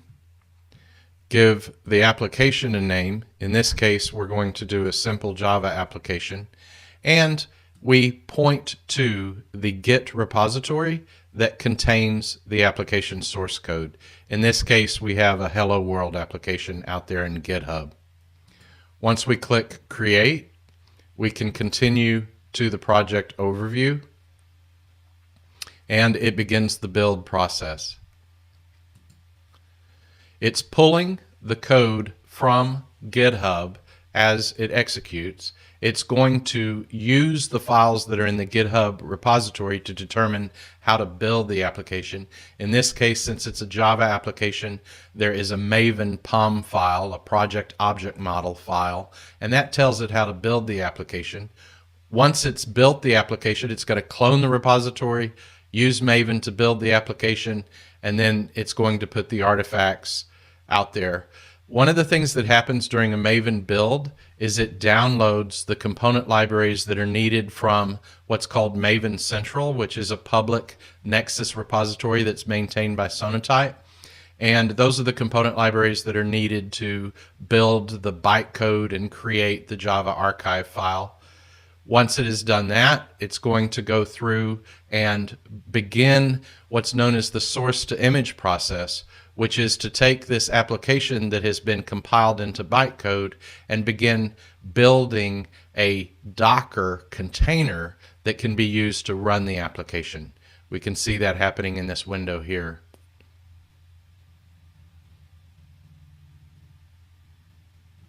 We'll go into the log file and wait here a minute. We can see here where it has packaged the web app after it finished downloading the Maven Central supporting libraries. The build was successful. It's building a web archive file. It moves the file into the standalone deployments for the Wildfly server, begins building the image, and then pushes that image to, in this case, a Kubernetes cluster so that it could be executed in a public or hybrid cloud environment.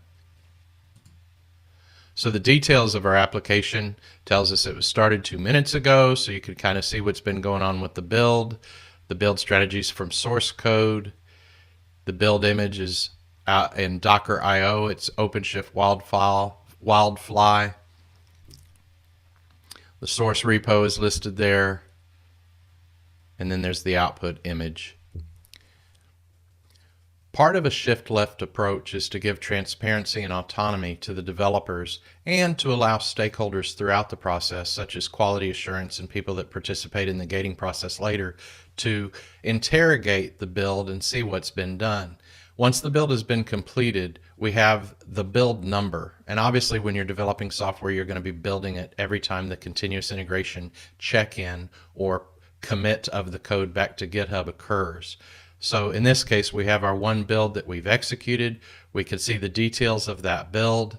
We can go in and look at the logs that are associated with the build and interrogate exactly what happened at a very low level, or we can look at a little higher level and look at the events in chronological order, how it pulled the container image that's used for the build that was started, and after the build was started, the build complete. So each of these would allow us to drill down to a particular part of the process and interrogate the configuration files and the image files that were used. Obviously, in an enterprise, you have thousands of applications. Within those application teams, you may have a microservices environment where you have a half dozen or even a dozen teams working on different application components.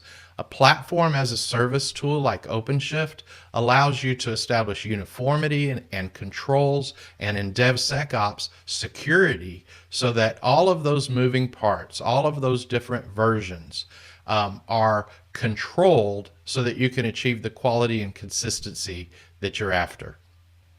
So that concludes our demonstration of OpenShift for this section of the course. We will talk a great deal more about automated deployment. And as you can see, OpenShift is not only a platform as a service tool, but it's a container orchestration tool. It deploys the application that is built to a Kubernetes cluster in this case. It is running on a given pod, and I'll give you a preview. You can scale environments. When you're using an application where you have a web server that's serving all of your customers and your cell phone users and your iPad users, you have to scale that application to run many instances. Kubernetes clusters can be scaled in OpenShift, and you can actually increase the number of pods that this application is deployed to allow it to scale up. So again, OpenShift is a platform as a service tool in giving us that uniformity of environments, but it's also a really awesome container orchestration tool, taking full advantage of Docker containers and Kubernetes clusters. Hi everyone, welcome back. This is Section 3, Secure Build Automation. Lesson 2, we're going to talk about securing the automated build. Jenkins is a popular open source build automation system, and that's the build tool we're going to use for our demo to illustrate these points. Jenkins originated from the open source Hudson project. It's a highly extensible and supports hundreds of plugins that handle build tasks. We'll be using one when we do dependency check, which is the OWASP dependency check. Jenkins supports continuous integration by integrating with source code management tools. For our purposes, we'll use the GitHub repository. And Jenkins supports webhooks that automatically trigger a build process when developers check in modified application source code. So if we look at the pipeline by its steps, we have the commit of the check-in of the code, build, test, stage, deploy. That's the end-to-end CICD pipeline architecture, and where we're going to be centered in that architecture is after the commit, during the build, get a little bit into testing, and then in our next part of this video, we'll talk about staging and deployment. A commit starts the process when the developer checks in code to the source code management system. The CI server launches a build process, and automated unit tests are typically part of the build process. So what's really happening there? We're taking the source code, we're going through a compile process if it is compiled code. In the case of Java, we're going to take the source code, we're going to produce bytecode that's portable. And then there are a number of frameworks you can implement to do what are known as unit tests. Unit tests are tests that the developers set up to test certain functionality of the application down to the class level, typically just a few classes involved in each unit. And it's really just a test that says, does this part of the application system function as expected? Developers may review the build status via their interactive development environment or the Jenkins console. So for our purposes, we'll be showing the Jenkins console. But in virtually every development environment I've been in, typically an Eclipse-based IDE for Java environments is used, and that's a whole tool set that gives you the ability to look around at your source files, see your source code, and you can integrate those with the build automation and get immediate responses back. For our purposes, we'll be using the Jenkins console, which is more of the central server type view of what's going on with the automated build. The build server delivers build artifacts to the appropriate target typically a staging server. So what is a build artifact? It's really anything you need to run the system. It can be the Java archive, a jar file. It can be a web archive, the WAR file. It can be XML files that contain parameters that govern and influence the way the application performs. Build artifacts are oftentimes what's necessary for the QA teams to test the applications, what's necessary for the deployment teams to deploy them, and what's necessary certainly for operations to monitor them and support them in an operating environment. So if you look at just the part of the pipeline, commit, build, and test, which is what we'll be covering in the demo in this phase of the course, you have the source code management system, and as I mentioned, it's GitHub. You have the check-in that occurs. That source code is brought into the CI server. Jenkins will actually do a clone of the GitHub repository. And then for our build, we're going to be using an open source tool called Maven. And Maven is a very popular tool for compiling Java enterprise applications. Maven pulls from a Nexus repository. And we talked earlier in this course about the need to use secure repositories. Well, Java builds typically involve repos that contain the component libraries, and Maven is an open source tool that's used by Java teams. Maven performs a build, it automatically downloads libraries from Maven Central. So this idea that we're going to control the repository kind of breaks down because Maven Central is a public repository that's administrated by others, and it also contains thousands of open source libraries. So Maven Central, being a public repository that's maintained by Sonatype, is something that we have to be careful about after the build. And so there's a reason that we've implemented the dependency check after the Maven build, and that's where we're going to find out about the vulnerabilities that may exist in these component libraries that we pulled down. One other thing about the Nexus, Maven Central, is that most enterprises will create a mirror, if you will, of the Sonatype Maven Central repository. That's their internal Nexus. It's behind the firewall. It's scanned as a part of their DevSecOps practice. And it may only include component libraries that are authorized for use by the development teams within that particular organization. So let's look at attack vectors in this whole process. They obviously exist where we check in code to GitHub, where we pull code from GitHub. So that authentication that we talked about in the prior lesson, that becomes a very critical point in your DevSecOps disciplines. And then Maven Central. When you access that software from Maven Central, that is a potential point that malware can enter into your application systems and your build process. Malware and vulnerabilities exist, as I said previously, in most component libraries. There's statistics out there that change over time, but it's a very, very high percentage of component libraries that contain known vulnerabilities. Since it is necessary to use vulnerable code, in other words, we can't live in an ideal world where we can take advantage of rapid application development and use all this open source code, use all these third-party components, and expect them all to be clean and remediated at all times. We need to do this vulnerability detection and monitoring as part of our build process. And that's really the core thing we're trying to drive across in this lesson. The OWASP dependency checker is one open source tool that detects and reveals vulnerabilities and their severity levels. So in part one of our demo, we're going to go as far as the build. And then in part two, we're going to pick up with the dependency check, and we're going to talk about detection and remediation of vulnerabilities. So without further ado, let's get started. This fits in the overall end-to-end pipeline and often finds its way to be a central part of the overall pipeline. So your platform as a service may precede it in its provisioning role. This can be tightly integrated with a tool like OpenShift or other tools. And then there's some deployment tools downstream that we're going to illustrate for automated deployment. Hi, this is John Marks with Linux Academy. Let's dig right into Lesson 2, Securing the Automated Build. It is something that is literally and figuratively central to an overall CICD pipeline.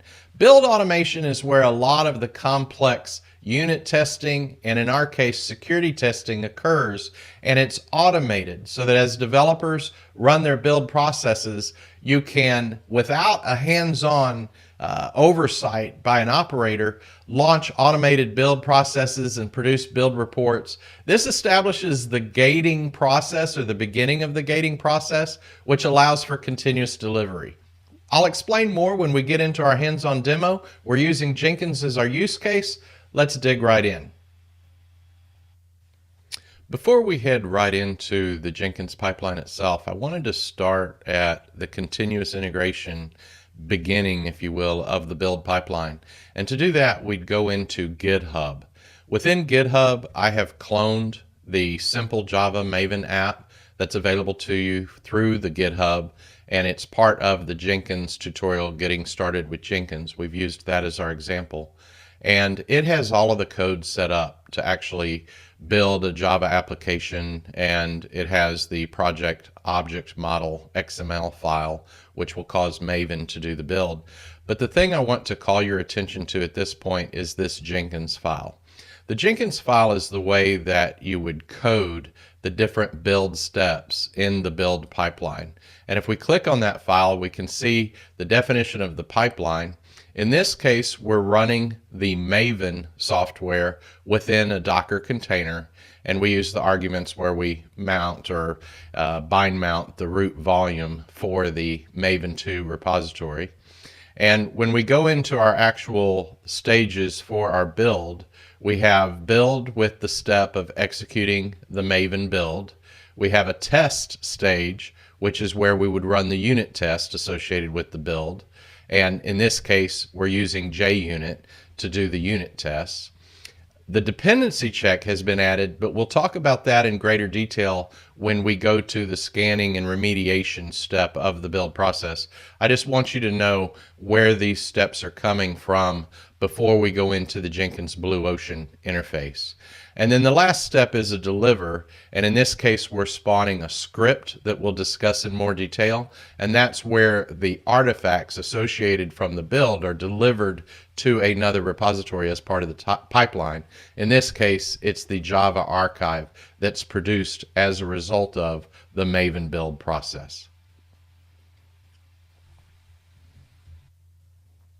After developers commit code or push code to GitHub, a webhook typically launches the build process. Sometimes organizations will schedule the build process to be executed once a day or at certain times of the day, but it's automated between the continuous integration step with the source code management repository and the Jenkins build automation, or whatever build automation you're using. Once we log into Jenkins, we can see that the simple Java Maven app has been set up. And we're going to go into Blue Ocean, which is a new user interface provided by Jenkins for pipeline automation. It's kind of the next gen of where the product is going. We can click on our simple Java Maven app and see the pipeline that has been set up. And if there's a build running, it will show us that. We can see that the build is running, the animated circle here, and it's build number 14. To drill down on a particular build, we can see that the build process is completed and is clean. The test process is clean, and it's currently running the dependency check. When we click on build, we see the general source control management stage, and in this case, it's using Git to go fetch the changes that have been made to the source code.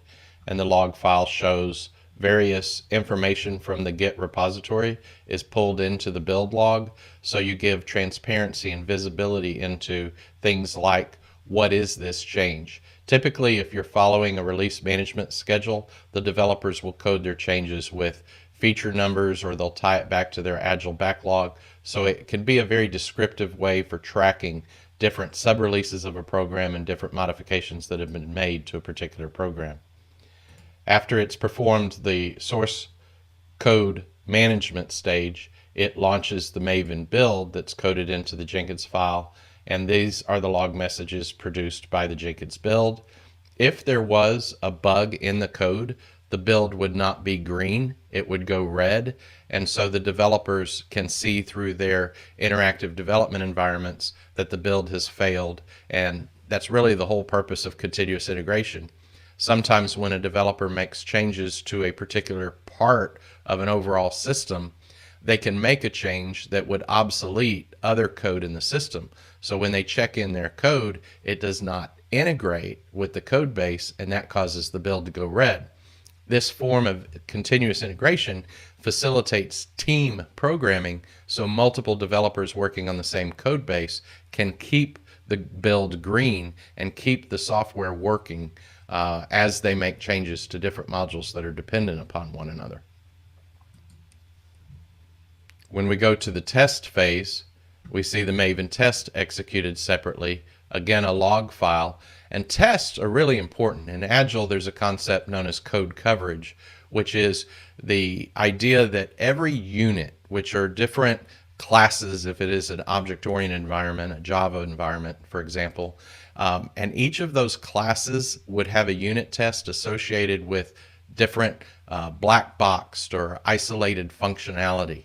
And so unit tests are automated, and they enable the build process to clear the code for promotion to the QA staging and eventually production. So if Agile is giving us a fast and frequent release schedule and developers are following the principles of continuous delivery, which is every time they check in code, it is suitable for production deployment, these tests are vital in automating that quality assurance test at the unit level. Later in the process, there would be other tests performed by QA, typically user acceptance tests, oftentimes end-to-end integration tests for the entire system. But these unit tests are really fundamental to building a strong foundation. Obviously, security can be integrated and is integrated at this point in the process. And in our case, when we talk about detection of vulnerabilities, we'll use the dependency check to do that.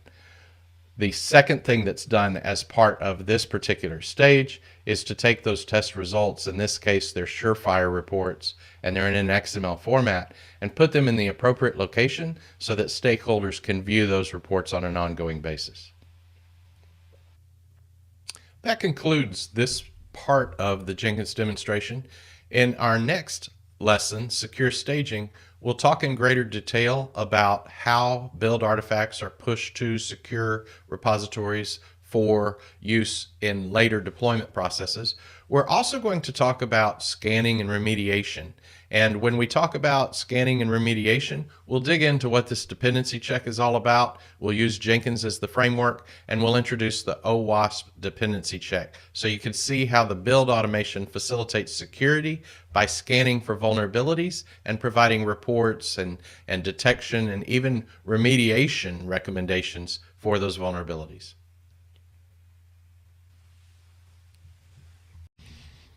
Hi everyone, John Marks with Linux Academy, and we're back for Section 3, Secure Build Automation, Lesson 3, Vulnerability Detection and Remediation. The OWASP Dependency Checker is a plugin and a command line program that uses the National Vulnerability Database to scan for vulnerabilities.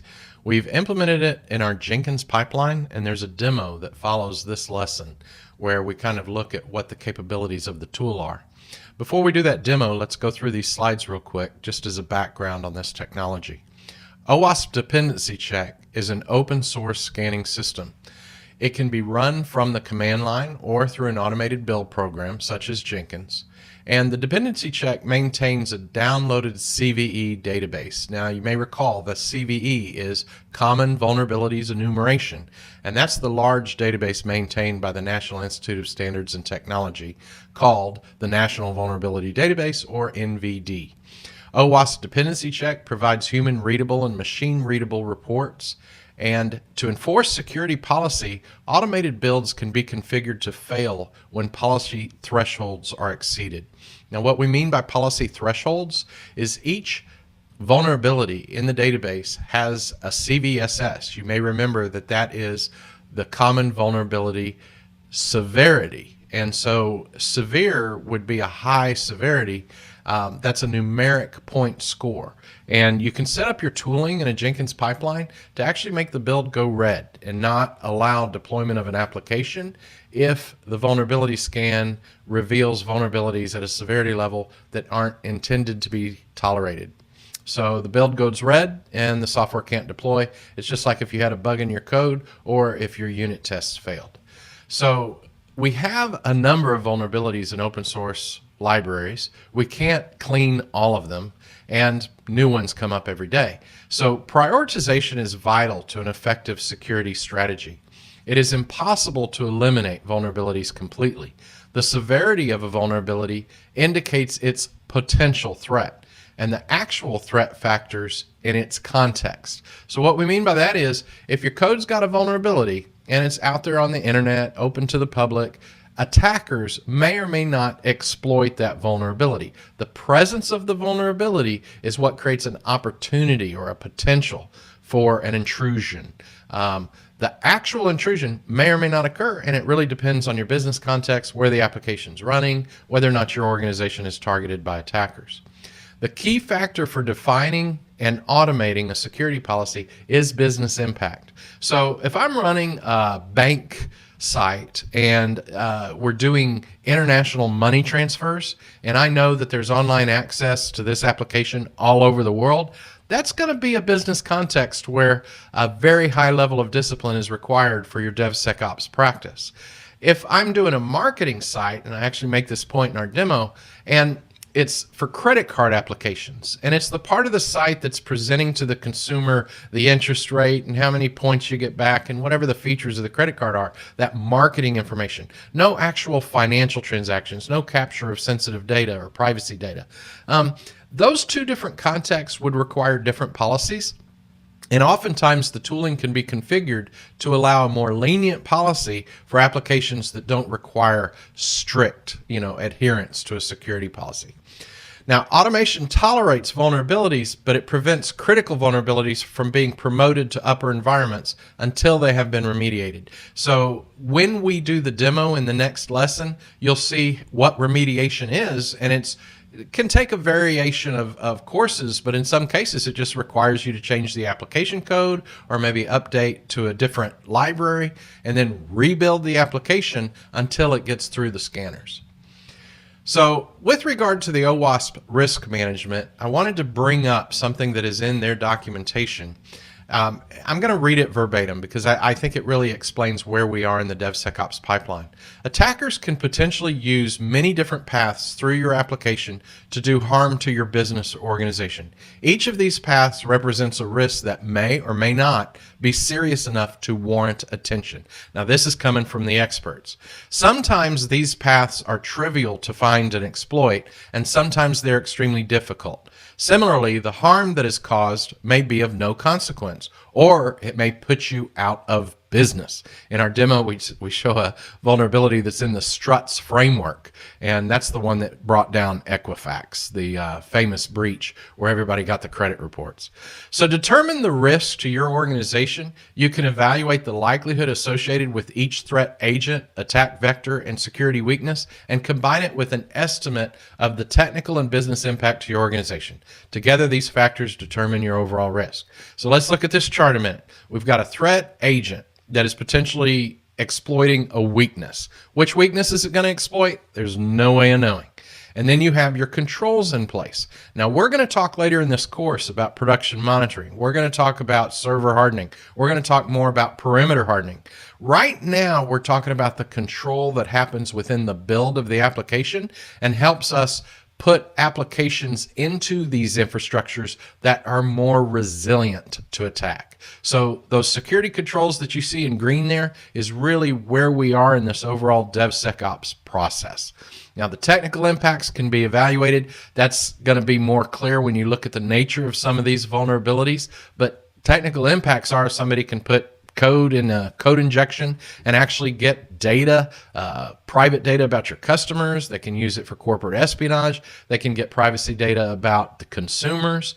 And everybody knows that with social networks and everything going on, that the black market contains a whole host of data that's being sold and used for various monetary or political gain.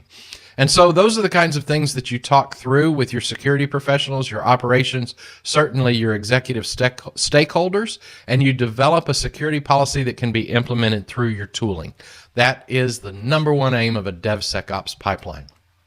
So let's quickly go through the OWASP top 10 risks. They are injection. That's typically code injection. People can actually put executable code in a web form, and it can end up executing on your system. Where you think you're gathering data, injection is where somebody's actually putting in executable code or data that's helping them build an overall vulnerability in your system. Broken authentications. We've talked about that. We've talked about maintaining secrets in the files and making sure that you monitor your public repositories to ensure that old logins are not left out there for others to exploit. Sensitive data exposure. Obviously, not all data is the same, and different organizations are regulated differently. Social security numbers are obviously very, very private. There's a whole security standard for the payment card industry called PCI. That's what we're talking about there, is you've got to really think about what kinds of data are the attackers trying to get at. XML external entities. Those are parameter files that can be used to cause the configuration of an application to become vulnerable. And so you set these parameters at the time that you write and configure the application, but if you make those available externally, then others can tamper with the settings. Broken access control. That would be where someone has done eavesdropping or they have hijacked a particular session. Sessions are governed by tokens. Once authentication takes place, they can basically get access control by stealing those tokens in real time. Security misconfiguration, just simple mistakes. The JP Morgan Chase breach that occurred a few years back where the credit card data was compromised. That was a server that was actually at an old Ohio data center. I believe it was one they acquired during the Bank One merger, and no one had set up two-level authentication on that server. And so lo and behold, you got one server out of 1,000 sitting in the corner of an old data center, and that's the one that was exploited. Cross-site scripting. We'll talk a little bit about that in the demo, but it's where you have executable code going through HTTP sessions so that various APIs, it's a very sophisticated coding technique, can execute code that it has been given by another microservice, and typically in a microservices environment. Insecure deserialization. So serialization is when we take the human readable bytes or the ASCII data that makes up a data stream, and we create a more compact binary. It has to be deserialized on the other end. And when that occurs, if that particular method of deserialization is tampered with, that's a place where injection of attack code or a malware routine can be injected into the payload or to the actual deserialized data stream. Using components with known vulnerabilities. You know what? I read a statistic that fewer than 10% of organizations are doing scanning right now in their build processes. A fairly small number have started doing scanning in the production environments. But this thing of using components with known vulnerabilities, that seems to me to be a big problem. But I also think there's just a number of organizations that have tons and tons of vulnerabilities that are unknown to the organization. So when you look at this one, I think what OWASP is saying is someone has detected that vulnerability. It is in the National Vulnerability Database, but because you don't have scanning as part of your build process, it is not a known vulnerability to your organization or to your application development team. Number 10, insufficient logging and monitoring. Logging and monitoring is going to be a huge thing that happens in the production environment. It's going to be a way after you push programs into production that you can continue to monitor them over time. We'll talk some more about that in a later lesson. So in terms of detection and remediation, I wanted to give you a top 10 on the positive side of what needs to be done. automated scanning throughout the pipeline. Don't forget there's dynamic scanning and there is static scanning. We're covering in this course static scanning at the build level, and then in a lesson we'll talk about dynamic scanning. Dynamic is when the application's running. Static is when the code is sitting there in a file being read by a scanning program. Create a well-defined security policy. We've talked enough about that. Implement rigorous gating. The next section that we're going to deal with in this course is on gating, so you're going to hear a lot more about that. For now, just kind of put that on the back burner. Reduce the attack surface of DevOps infrastructures. That's the perimeter hardening that we're talking about. That's considering the different attack vectors, tightening up ports, using containers to isolate applications. Continuously monitor deployed applications. Establish traceability back to development. What's traceability? So when you release applications in an agile manner and it's fast and frequent, you're releasing application 1, 1.1, 1.2, 1.3, and they're going through a QA process and pre-staging and then getting pushed into production. You end up having multiple versions of applications at different points in your pipeline. When we go over deployment, we'll show you how one version is in production, another version is in staging, and another version is in development. That traceability is so that when you detect a vulnerability, you can determine which sub-releases, which branches of the source code and the source code management system relate to the particular vulnerability that's been found. So it's critically important in your tooling. Practice ongoing hygiene, clean it up. A lot of organizations through mergers and acquisitions have acquired old systems. They may not even have the source code to build them. To practice hygiene, you have to be able to build your systems. You have to have the source code. You have to be able to upgrade the applications to current libraries. You have to use the latest frameworks, the latest operating system components. All of that is what hygiene is meant to do. You just clean things up. You remain current, and you make sure that you can really control the application environment. The days of if it ain't broke, don't fix it, and having applications that have been in production for 10 years that you don't touch, those are pretty much over due to the increase in cyber threat that all of our organizations are exposed to. Utilize automated configuration management. We're going to talk about rollback. We're going to talk about readying a server for a particular application workload. We're also going to talk about how these very sophisticated tools, we use the use case of Ansible in this lesson, can help you manage the way the workloads are deployed and manage the way you respond to vulnerabilities when they are detected in production. Establish automated rollback and recovery. That'll be covered with the configuration management. Practice continuous improvement with ongoing inspection and adaptation to accommodate security enhancements. So continuous improvement is part of the Toyota way. It's something that came in with Agile. The Japanese word is Kaizen. With regard to your DevSecOps process and tooling, it's something that you don't establish and then just leave alone. It's something that you give attention to on an ongoing basis. And as the technology improves, as we learn more about the vulnerabilities, as over time things become more sophisticated, because you can expect the threats to become more sophisticated, we have to improve our approaches, broaden our approaches, and create ever more sophisticated tooling.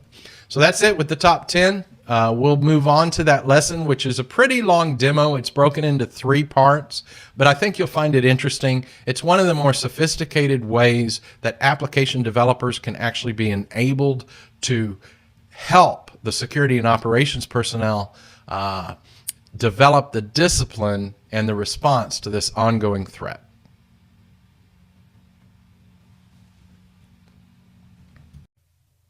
So we're logged into Jenkins, and for this video I have added from GitHub a repository called WebGoat Legacy.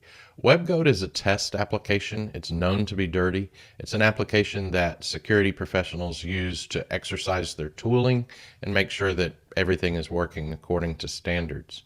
So we'll use the regular interface, in this case not Blue Ocean, to drill down into that project. We'll look at the master trunk and we can see the build results. And in this case, our pipeline only includes a build and the dependency check. Don't be too alarmed by the fact that the dependency check took 31 minutes to run. It had to download the NVD database, and it was running on an Amazon server that only had 1 gig of memory. For your labs, we're bumping that up so things should run faster.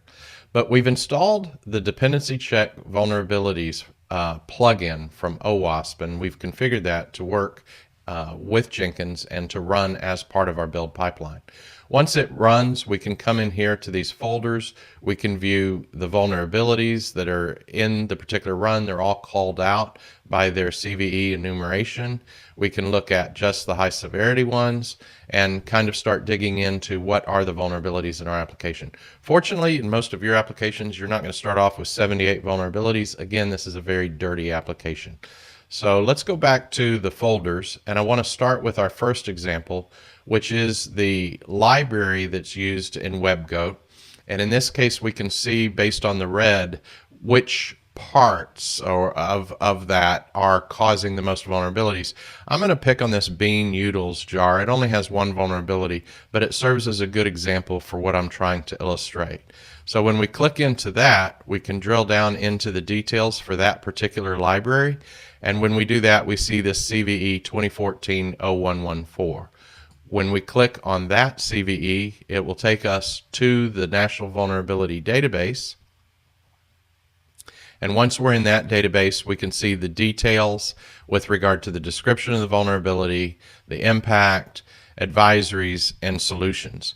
Now, I had mentioned that intelligence regarding vulnerabilities is the community. There are lots of folks out there that are replicating these vulnerabilities. They're confirming them. They're feeding back information to the National Vulnerability Database. So when you look through these links, it can become particularly helpful in determining appropriate remediation. One of the things I look at first is the release notes on the application, because when I go to the release notes, it shows me whether, in my opinion, the most simple way to clear the vulnerability is available, which is a patch, meaning whoever has produced the library has created a fix, they've patched the library, and you can move forward to a more current version. That's the most expedient means. If we go through this particular document, which is the README file on this particular library, we see the compatibility, we see the bug fixes listed there, new features, other changes. Again, all of these notes are related to the particular vulnerability that we are drilling down on. And in those notes, we see that the new features in version 1.9.2 have added new suppressed properties being introspector class to deal with a potential class loader vulnerability. Now, I read the description of the vulnerability before drilling down, and what it was telling us is that people could use the class loader because it had not been suppressed to inject code or malware. In this case, I see that the addition of this new suppression of that class remedies that vulnerability. So from 1.90 up to 1.92, we know that once we go to 192, we don't need to worry about the vulnerability that was detected. Now, if it showed up in our dependency check, that means it is there in the version that we are utilizing. And I wanted to call out to you that this is a situation where the bean utils library is part of another library that is linked into the application. And in this case, that other library is struts. So if we look at Apache Commons bean utils, it's an open source library as distributed in 1.8. Again, that's older than the 1.9 we just looked at, but it's in Apache struts 1.0. So dependencies are stacked. Oftentimes we find a library that's included in our application because it's been included by another library that we're using. In this case, the overriding struts library is what's using this bean utils library. Now, struts is the extremely vulnerable library that is very commonly used in Java. It's also the one that led to the breach at Equifax, so it's known to be especially dirty.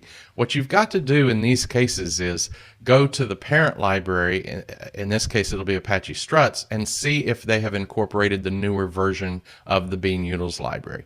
In any event, it'll mean going back into your source code, changing some include statements, and then when the Maven build does the build, it'll build with the newer version of the libraries. At that point, you dependency check again. This particular vulnerability should go away.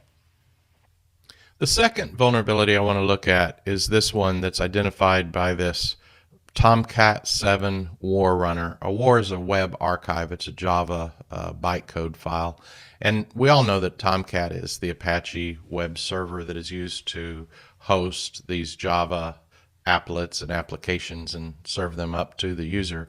If we click on that particular group of vulnerabilities, I'm picking out this one in particular because it falls into our second category. It says permissions, privileges, and access controls, CWE, Common Weakness Enumeration -264. So under that are the CVEs in the library. I'm going to pick on this 5425 from the year 2016. And when I go to the details on that vulnerability, I see the confirmations made by other organizations. I have an opportunity to drill down to the National Vulnerability Database, and on their website I can read all about this particular vulnerability. Now, this vulnerability has a number of, again, third-party organizations that are contributing to the remediation recommendations, and I found that vendors that are providing this software for use are a good source because they have teams that are working on security. They often apply patches, and again, if there are patches or upgrades available, that's the best way to remediate a vulnerability. So I'm going to look at this vendor advisory that's here and head out of the NVD database to that particular website. And there's a write-up about this particular vulnerability with the background, the introduction, the description. And we'll go down. We get to business impact, systems affected, and finally there's solution. And the solution is really short. It says adjust permissions on the file, user lib temp files -d tomcat.clnet. So Tomcat has a configuration file, and they're suggesting to clear this vulnerability, you would remove the write permission from the Tomcat group. Now, that is an administrative step. It's not in our code. It's not something that a developer can remediate. So chances are the sysadmin role that's played hopefully through your automated provisioning tool would be able to implement an Ansible script or whatever kind of configuration management tool you're using, Chef, Puppet, Salt, and you would, after laying down the Tomcat server as part of the installation of the environment that the application runs in, there would be a call to take that write permission away from that group on the configuration file. Now let's look at our third and final example. The third example I picked is in the Angular library, which is a JavaScript library that's maintained by Google. I'm picking the AngularJS module itself, which has 4. These are not severe vulnerabilities. So these might not be vulnerabilities that your gating practice prohibits from being promoted to production. But what I want to point out is that with most of these libraries, where one vulnerability exists, several vulnerabilities exist. I'm going to pick on this attribute useMap can be used as a security exploit. And when I go to the details of that vulnerability, there is not a CVE for the vulnerability. Its severity is low, but I've got a URL that takes me into GitHub. When we go to that GitHub page,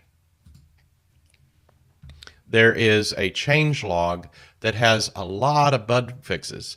And JavaScript is one of the technologies that's particularly vulnerable when you look at the way that code injection and various things can be done against it and use it as an exploit to implement malware or just get at data, break into systems, do eavesdropping, the kinds of things that hackers do. So these README files that are in GitHub oftentimes clue us as developers into a variety of things that we need to be aware of. So while this may take a little more time than we have in this particular video to talk about the actual remediation, what I want to point out is that back in Jenkins, it told us the attribute useMap can be used as a security exploit. That was the first thing I started looking at, was this useMap thing. And when I went to the vulnerability report for Angular, I was able to find useMap just by doing a search on this cross-site scripting section. And it was explaining that the attribute had not been blacklisted. So I started reading about what the blacklisting is all about. I went to the Angular site. Under best practices, it's avoid Angular APIs marked in the documentation as security list, and then they give me a link for more information. My understanding of blacklisting particular attributes in an application is that it prevents those attributes from being serialized into an HTTP payload in a session. And if it was serialized, it would need to be sanitized. And this is a practice that keeps executable code from being passed from one server to another over an HTTP-based dialogue. So it gets a little complicated, probably a little more than what we can get into for our purposes here. But again, to this philosophy of shifting left, where developers can implement best practices to prevent vulnerabilities in their applications, that is what is needed to get an overall handle on how we can develop and deploy safe applications and ease our monitoring burden down the road. Hello everyone, John Marks with Linux Academy. We're back for section 3, Secure Build Automation, and we're going to talk about secure staging. So our use case, there are a number of open source repositories available. Our use case today is the Nexus repository from Sonatype. Sonatype Nexus is an open source repository management system. Build artifacts produced by programs like Maven are scanned as part of the automated build pipeline. Once a build output is produced, it is important to push the compiled file to a secure repo. A private on-premise or hardened cloud-based repo server is needed to prevent unauthorized access to or tampering with executable binaries. The use of a repo for build artifacts ensures that test, QA, and staging environments all pull from the same file, maintaining uniformity and control of the deployment pipeline. So let's take a look. Again, we've got this pipeline that starts with the commit, the build, the test, and now we're at the stage level. And the idea here is that our build automation server, our use case is Jenkins, is going to run unit test. It's going to run the dependency check that we just demonstrated in the last lesson. And then it's going to promote that content to a repository so that it can be used in the upper environments for quality assurance and user acceptance testing, and eventually pre-production and production. So the Nexus Repo Manager has a secure API that allows the Jenkins pipeline to push artifacts to the repo. Once in the repo, artifacts are protected and the attack surface is limited to authorized and authenticated endpoints. Quality assurance and user acceptance testing platforms can then pull the executables when needed, and container images such as Docker containers can be stored in Nexus to ensure that components and binaries are packaged with build executables. Once a build artifact is stored, all upstream environments use the original binary, even when it is promoted to production. So platform as a service tools and application release automation tooling depends on a stable repo for fast and frequent releases. Automated release and promotion to test environments prevents human error and other factors from disrupting uniform and consistent platforms. So let's real quick go into the Jenkins pipeline that we looked at the other day and see how Jenkins can integrate with Nexus 3, and then we'll move on to our gating and eventually to our continuous delivery release automation. This demo will be very brief. We'll talk a lot more about it in the continuous delivery release automation section of the course. So in Jenkins, we have the original pipeline that we had set up for our simple Java Maven app, and we've added a step in the pipeline called stage. And this is where we call a script. It's in the folder Jenkins scripts, and it's called deliver.sh. It's out there in the GitHub repository that we cloned that had the Jenkins file to create this pipeline and where the source code is. So if we take a look real quick in GitHub, we can see that that particular shell has a curl call to upload a file. The file it's uploading is the Java archive that the Maven build has produced, and we're uploading it to a server port 8081, and that's the server we're running Nexus on. So if we go to the Nexus repository, we can look in Maven snapshots. We can see the folder that we've established for Linux Academy, and there's our jar file. We'll cover this a lot more detailed in our continuous delivery release automation. For now, I just wanted you to be able to see how Jenkins can push build artifacts to a Nexus repository, and we can use that repository to protect the artifacts and keep them secure to ensure that there is no tampering. Hi everyone, John Marks with Linux Academy. Back for lesson 1, the 16 gates. This is section 4 of our DevSecOps Essentials course, and this topic is release gating. We're going to talk about Capital One. That's a large enterprise, and they're an example of an organization that practices DevSecOps. One of their engineering fellows, Dr. Tapabrata Pal, they call him Topo, published an article on medium.com that forms the basis for this lesson.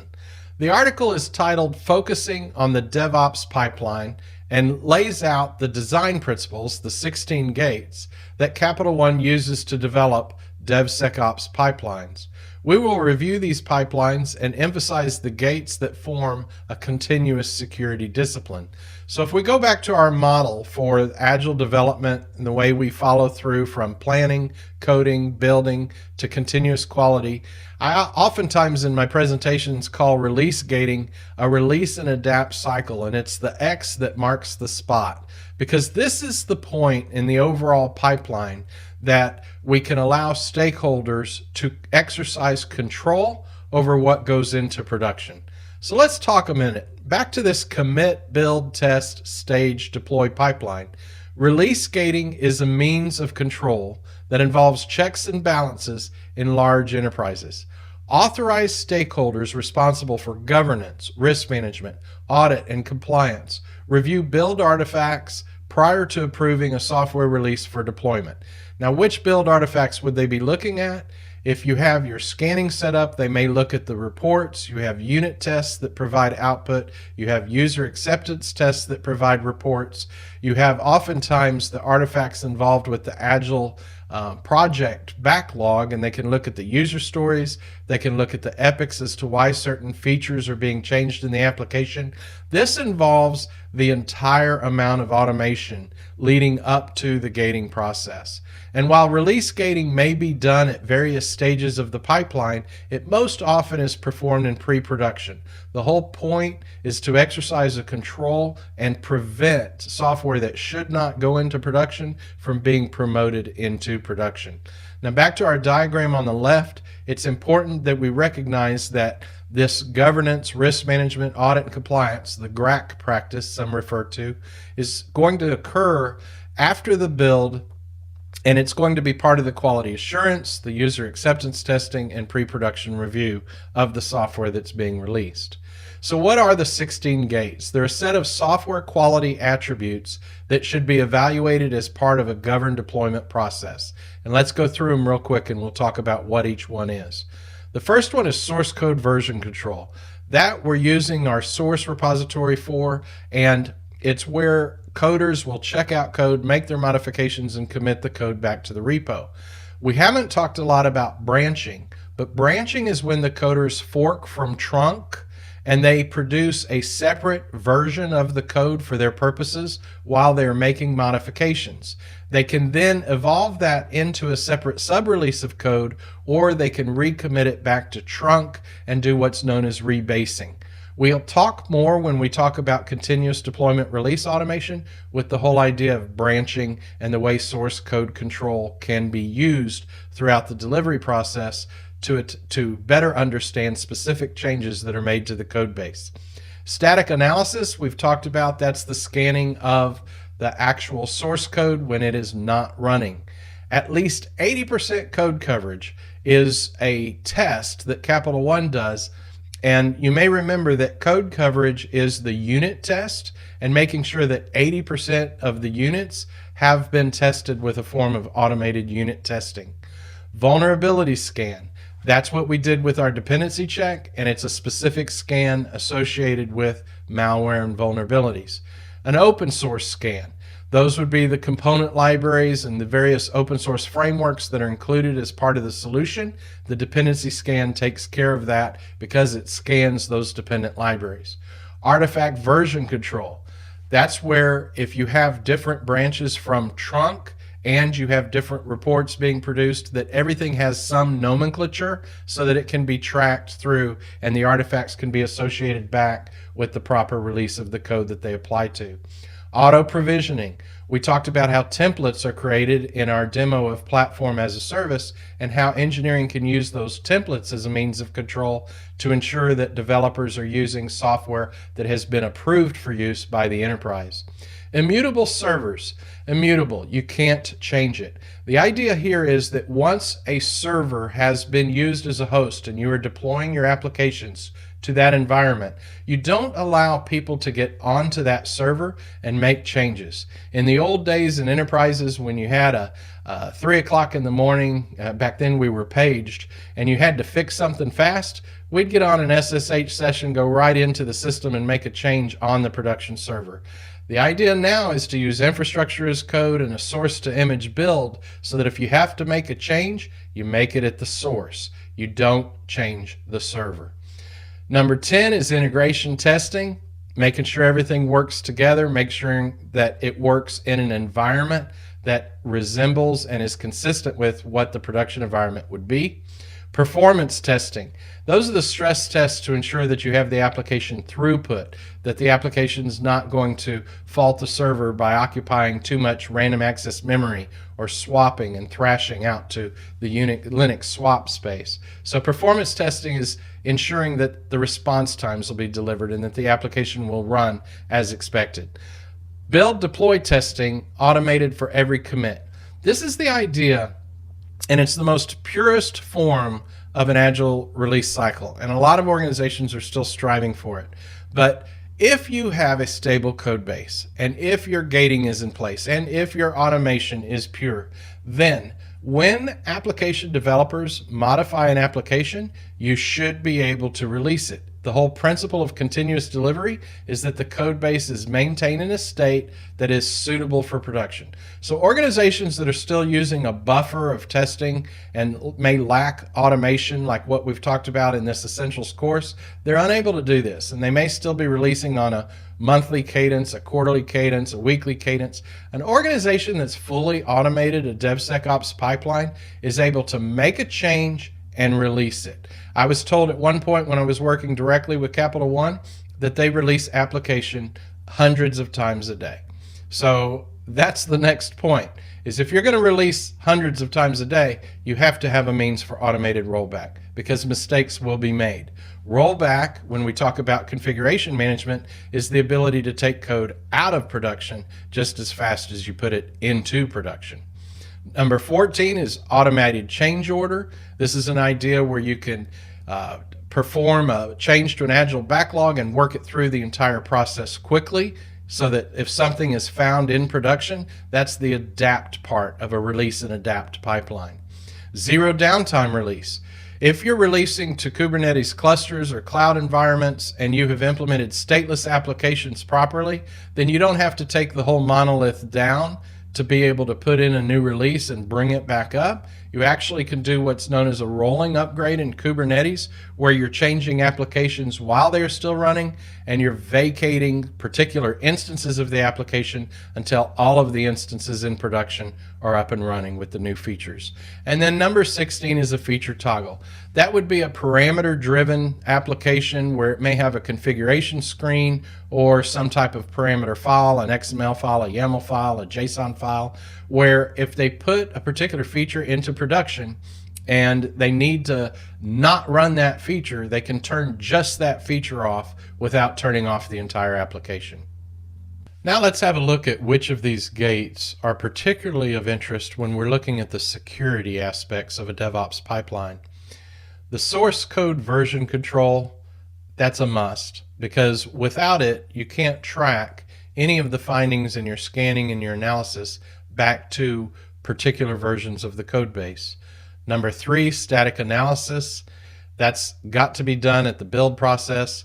It has to be done as a means of finding vulnerabilities. The vulnerability scan is a huge part of that analysis. That dependency check that we ran, that's number 5. Number 6, the open source scan. All the code that's coming from other third-party sources has to be scanned. the automated provisioning to create those controls as to what's used and not used when you build the application, immutable servers. That's a security thing. If your own organization can't get in and change what's in production, then no one else can either. Number 12, the build and deploy for every commit. That's establishing the traceability between the sub-releases and the different forking and branching that's taking place in source control management, and being able to trace that all the way through the pipeline. Automated rollback. New vulnerabilities are discovered every day, and just because an application has been scanned and tested prior to being released into production, that doesn't mean that new vulnerabilities aren't going to come up that exist in that application. We'll talk more about that in production monitoring. And then number 16, the feature toggle. If it is found that a particular vulnerability or security vulnerability is within part of the application and not another, this keeps you from throwing out the baby with the bathwater, and you can typically turn off certain features that you know to be vulnerable until the related patching has occurred. So as we proceed in this course, we're going to shift over to the right and talk more about what happens in operations and engineering. We'll get into the deployment process with continuous delivery release automation, and we'll get into configuration management. We'll cover production monitoring, and then talk about how all this provides the feedback back into the agile development process so that we can continue to practice continuous improvement and evolve these applications over time. Hello everyone, John Marks here for another lesson in DevSecOps Essentials. We're in section 5. We're going to talk about continuous delivery release automation. And this is lesson 1, automated deployment. So continuous delivery release automation is the practice and tooling required to promote application workloads to upper environments with minimal or no manual intervention. Automated deployment systems are typically employed for all post-build platforms, including test, QA, UAT, which is user acceptance test, pre-production, and ultimately to deploy into production. CDRA systems are categorized into 2 domains: application release automation, which we'll talk about in our demo today, and application release orchestration. The context of this lesson is ARA because orchestration would include many concepts such as self-healing, cloud bursting, where you take on-premise workloads and at peak times they roll out and create instances in a public cloud, and then hybrid cloud orchestration, where you have workloads running both on-premise and in a public cloud, and it keeps up with which workloads are running in which environments. So let's talk about automated deployment. It refers to the practice and tooling used to cause build artifacts to be installed on upper level environments, including production systems. So if you look there at the diagram on the right, you've got your commit, build, test, stage, and deploy. We're now in that deploy part of this overall CICD pipeline. Automation is key to improve throughput, but also as a means of controlling outcomes and ensuring consistency. Once systems have cleared gating, triggers in the tooling call programs that ready the infrastructure and deploy or install the application so that it may be immediately executed and used by the user base. Automated deployment tooling varies widely in capability and level of implementation. Deploy Hub is an open source solution that is hosted as a software as a service solution, as well as being offered for on-premise implementation. Deploy Hub provides a means of integrating deployment with Jenkins build automation, the Nexus repo, and may use Ansible playbooks for actual deployment. Our next lesson will be on configuration management, and we'll talk more about Ansible. So if we look at the overall pipeline, you can see the release gating in the X marks the spot, the release and adapt phase that's central between development and operations. And if you look, the Deploy Hub logo is there above the automated deployment phase of this overall pipeline. So let's look at Deploy Hub and see how these policies or this process are actually implemented through some tooling. So this is Deploy Hub. As I mentioned, it's a software as a service alternative. They offer a free software as a service instance for individual teams, and then they have open source subscriptions for support for enterprise deployment. We chose this tool because it's one of the few open source tools in this segment of the overall DevSecOps pipeline. And so let's just log in as developer. You'll see that we've set up a really simple demo. We have a development environment established, a testing environment, a production environment. We have our application, our Hello World app that we built in Jenkins earlier in this course. And then if we click on this, each application within the Deploy Hub environment has a workflow associated with it. And we've just set up a very simple demo to illustrate this point. In an enterprise environment, you would have many more destinations in the data center. You'd probably be using Ansible inventories to roll out applications to dozens, if not thousands of servers at once. And this tool gives you a way to organize all of that complex activity.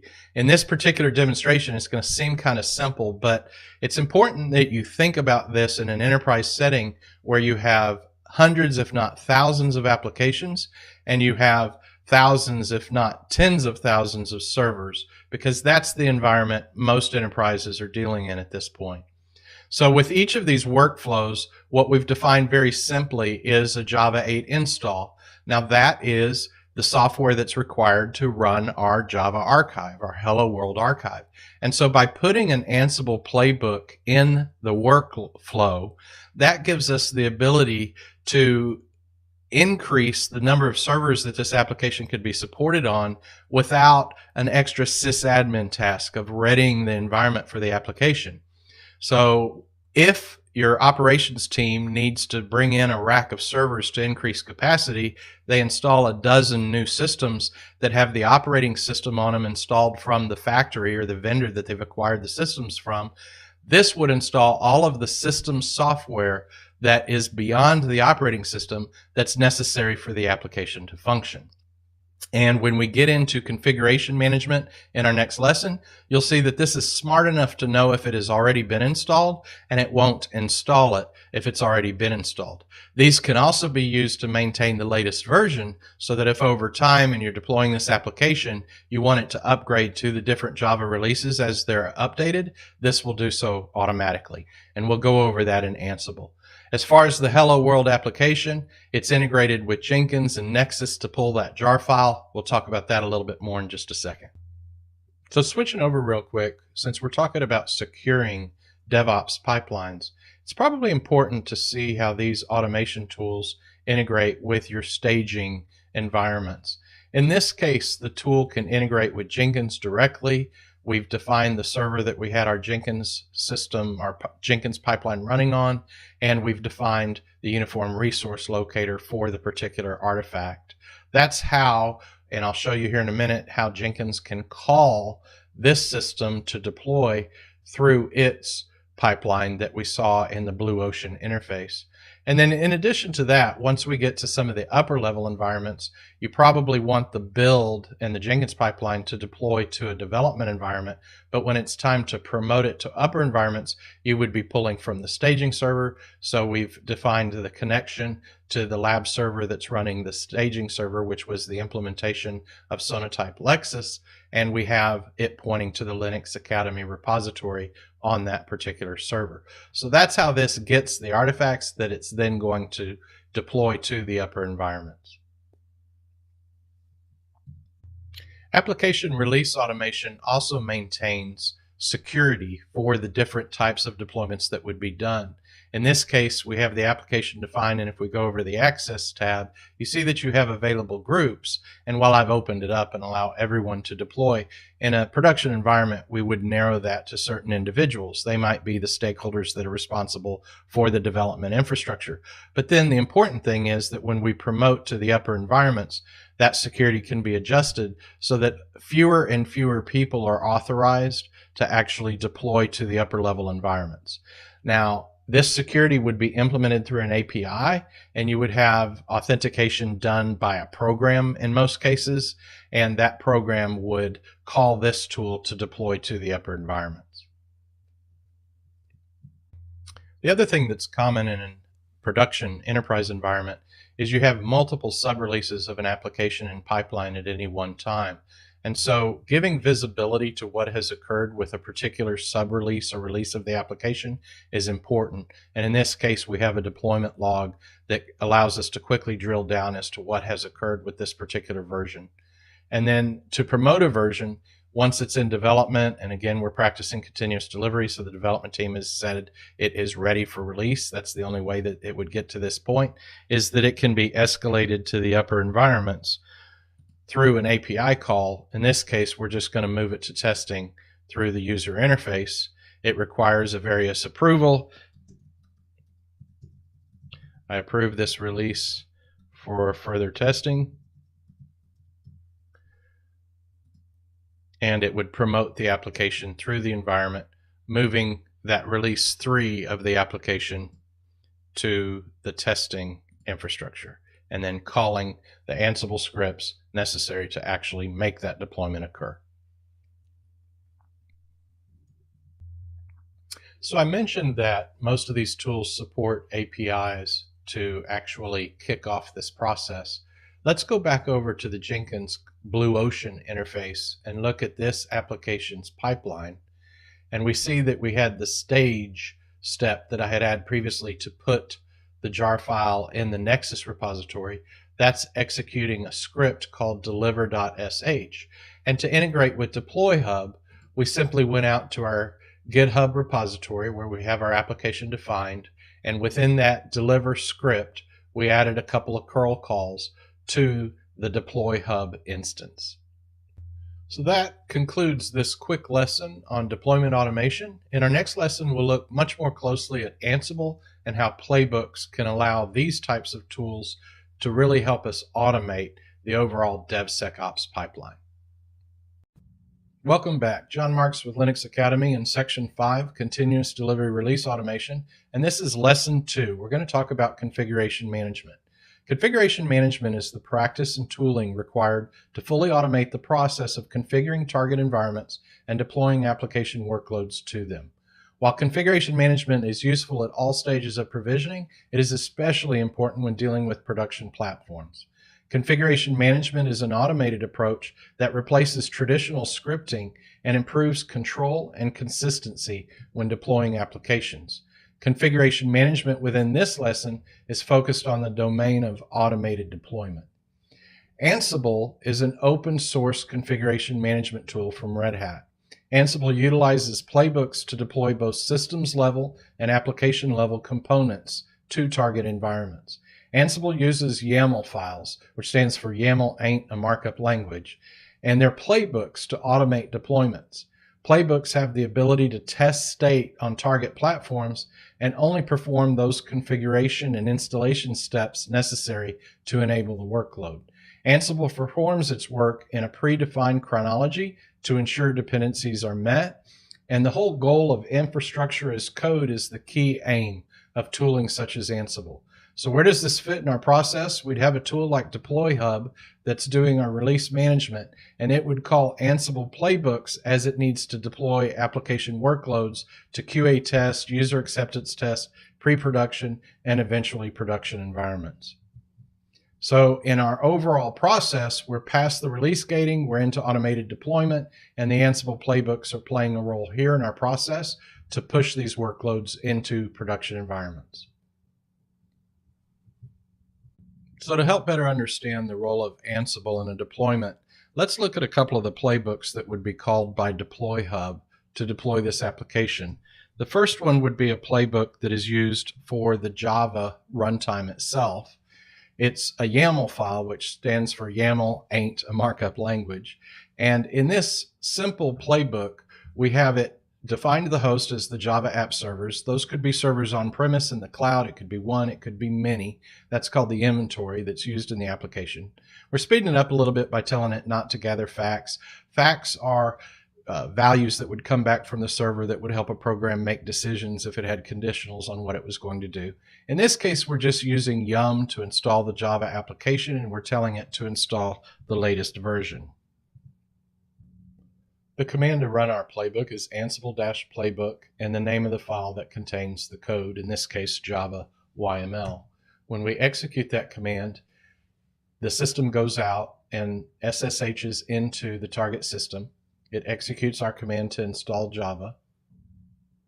And once it has done that, it comes back to the prompt telling us that it has succeeded. In this case, it did not change the system because Java was already installed. I have a little playbook out there just to show you that if you run Ansible playbook list Java YAML, it goes out and looks on the same servers, in this case just one server, and tells us there's actually two versions of Java installed, 1.7 and 1.8. So let's look at the other runbook or playbook, and that would be the one to actually deploy our Java application. It's a little bit longer than the first one. It starts with the same servers, gather facts turned off, but in the case of configuration management, it's not just important to be able to copy files and install programs, it's also important to be able to roll back your installation. And so I'll explain that in a minute when I install the different versions, but we have the first play in the playbook to be a remove prior version. And what it does is it uses the state absent to remove anything that's in our destination directory. After that, it recreates the directory. It takes the jar file off of the Nexus Linux Academy repo, and it puts it down into the destination directory on the server. So let's run that. With that one, we have to pass in the extra variables and tell it which version we want to install.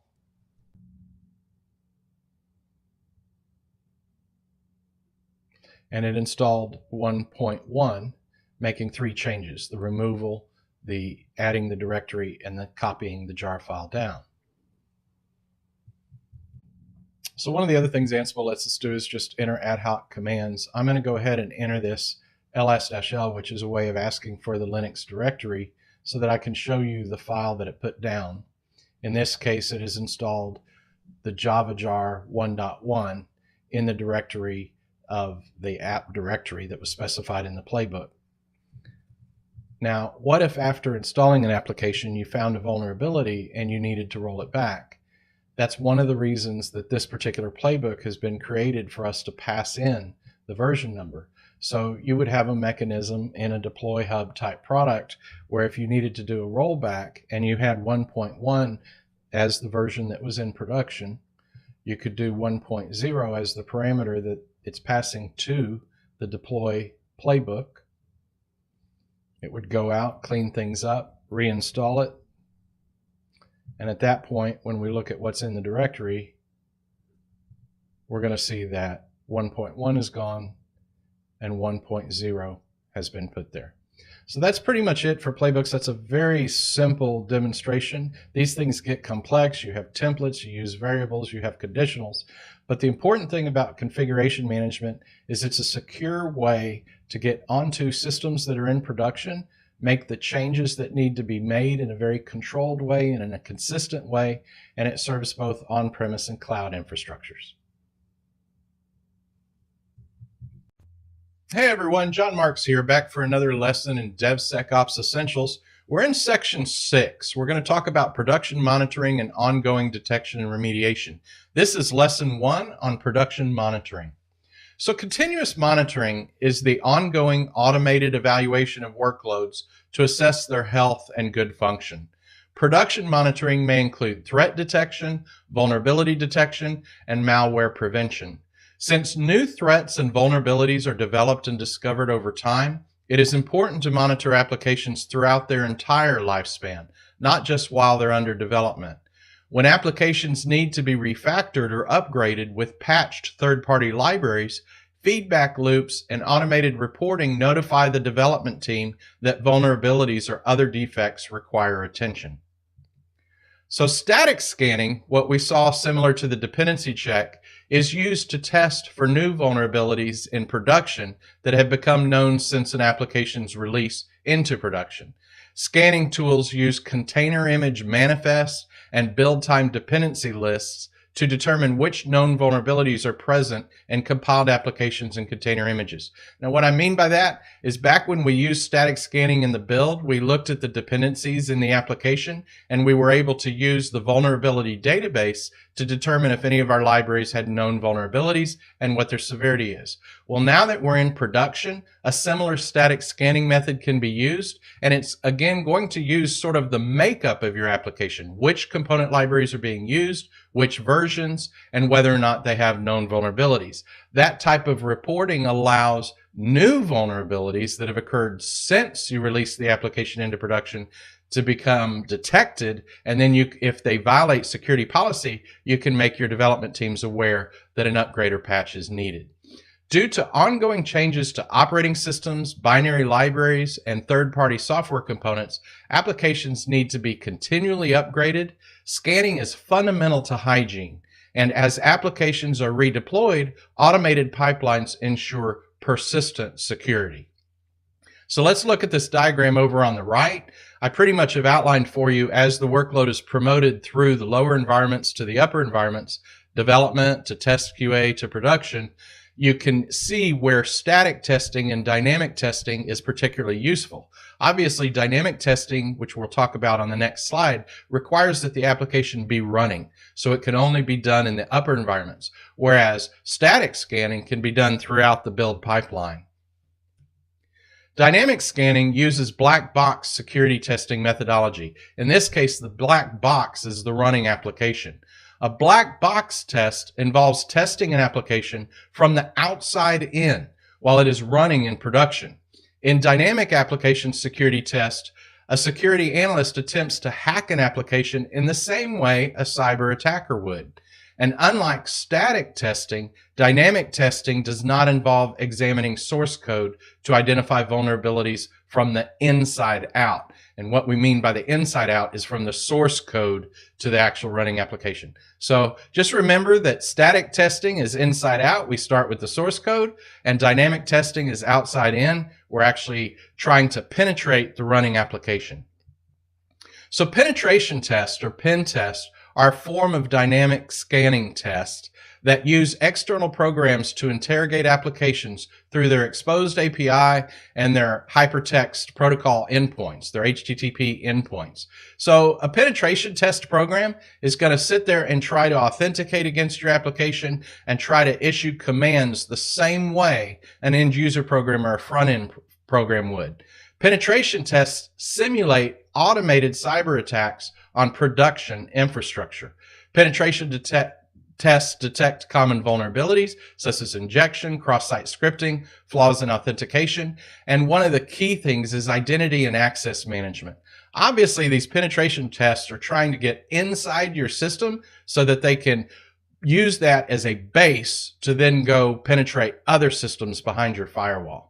So when we look back at the DevSecOps pipeline, we're over here in the production environment, and this is continuous monitoring. It's the role that operations going to play. It has to be highly automated because in enterprise environments, we have thousands of servers and we have thousands of applications. So as we go through this lesson, we're going to look at the automation, and we're going to look at how some of these advanced tools can be used to keep your applications secure.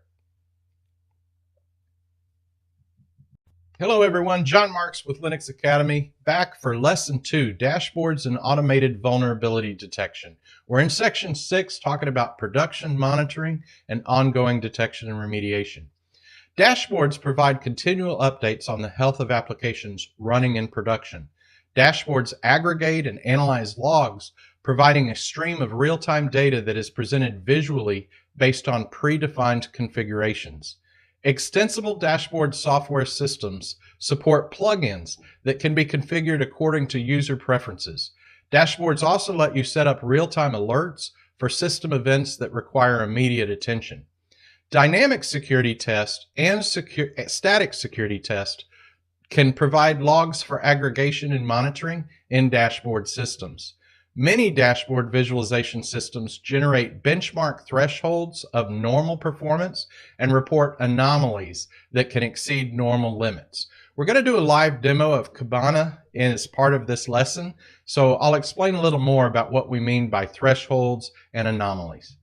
Advanced machine learning and artificial intelligence algorithms can be used to score workloads over time and provide alerts when threats increase. Traceability refers to the process of communicating information about threat detection back to stakeholders, including the development team. When release management and source code control is established to track major releases and sub-releases of applications, vulnerability reporting can be traced back to specific source code being evaluated. Alerts and threat detection can be used to automatically roll back vulnerable systems when new releases appear flawed. And configuration management provides an automatic way to upgrade and downgrade applications when necessary. Development teams use agile backlogs to record user stories. Production monitoring systems often provide a way to create tickets and integrate with agile lifecycle management tools. Up-to-date feedback from production systems helps with continuous adaptation and improvement. So if we look at our DevSecOps pipeline, we've come through the continuous monitoring phase. We're now using this analysis to determine what our key performance indicators are. And when adaptation needs to be called to the attention of our development organization, we're handing that information back and giving them notice of what operations is found in the application that may require the attention of the development team. So that concludes our lesson on dashboards. Let's go to our live demo. This is Kibana. It's a dashboard software, and we've configured it on top of Elasticsearch. Elasticsearch is an unstructured database that is really good at indexing logs, and it's also very good at handling volumes and volumes of data, millions and millions of log records.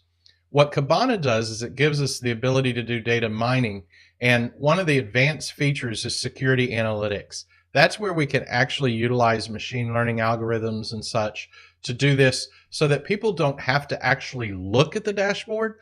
Those machine learning scripts and the algorithms, the AI algorithms, once they have a threshold and they have an anomaly, they can provide an alert. And so then the operators and the development teams know when they need to go in and do triage or actually look at something that's going on to determine if it is an actual threat.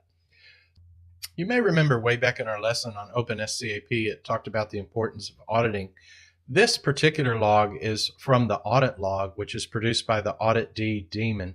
And that is the auditing that OpenSCAP is recommending that you run on your hardened servers. When you get that log into a dashboard, you have several different fields that you can look at, and you can look at it over a designated time frame. And so if I wanted to look at something that might be particularly useful in detecting intrusion, if I wanted to come down and interrogate the data, I can just click on it and it's going to show me the different values in the sample that I've chosen. In this case, this is the name of the processes that are running on the system. If I add those to my visualization, I can look at the actual names and begin to get an idea of how I want to build a dashboard. What I've done is I've set up previously a dashboard with this particular data, which is the audit D log file, the name of the process. And you can see here which processes are running on the system in a period of time. Well, if this system is supposed to run a certain application, there should be a finite number of whitelisted names of processes that should run. And there would certainly be blacklisted processes based on known vulnerabilities. If you set up an algorithm in your log analysis and a process starts up on this server that isn't supposed to be running, that would generate an immediate alert. Another demo that I've downloaded onto our system for us to look at is the sample of an access and error log from Nginx or Nginx. That's the second most popular web server next to Apache. And once we choose a particular time frame, we can see our log entries and we can go into the detail of the log. It tells us the actual process, URL that was utilized, the access method, and the response code, as well as the sent bytes back to the requesting process. So if we take a look at how that looks on a dashboard that's been set up, we can use the actual geo coordinates of the access of the web server and do a heat map, which would show us the count of access from various locations, in this case globally. We can look at information with regard to the response codes that are given back, and we can see what those response codes are and how many. So a denial of service attack or an intrusion attack where someone does not have the ability to authenticate, it's going to show up in these types of responses. Another thing that's interesting to track, and again back to a threshold, is to look at the amount of data that's being passed to the calling program. There naturally would be a normal amount of activity between front-end programs and back-end processes. And if someone was to gain access to your systems and begin downloading large amounts of data, you've got a breach, they're going after 50 million of your credit card files, you're going to see that, and it's going to show up as an anomaly against the thresholds in terms of the amount of data being given to the download. Now, back to the algorithms, you're probably not going to be looking at the log when that actual breach occurs. So what you want is a continuous monitoring and an algorithm that when it detects an excess amount of data being downloaded from a process and it's abnormal, that it creates an alert, and then you can perform the triage by coming into the dashboards and see if this is an actual breach or if it's normal activity because somebody's doing something that's a periodic form of maintenance or something that is authorized. Like a lot of topics in a DevSecOps Essentials course, we don't have time to take a deep dive. But if you want to work more with Elasticsearch and the Kibana examples, they're available on GitHub, and there's a README for all of the different types of samples you can download and take your own system and do more hands-on experience with this tooling. John Marks here with Linux Academy. This is our conclusion, section 7 of DevSecOps Essentials. And this is our one and only lesson, which is a summation and next steps. So DevSecOps is relevant to all aspects of modern software development and deployment.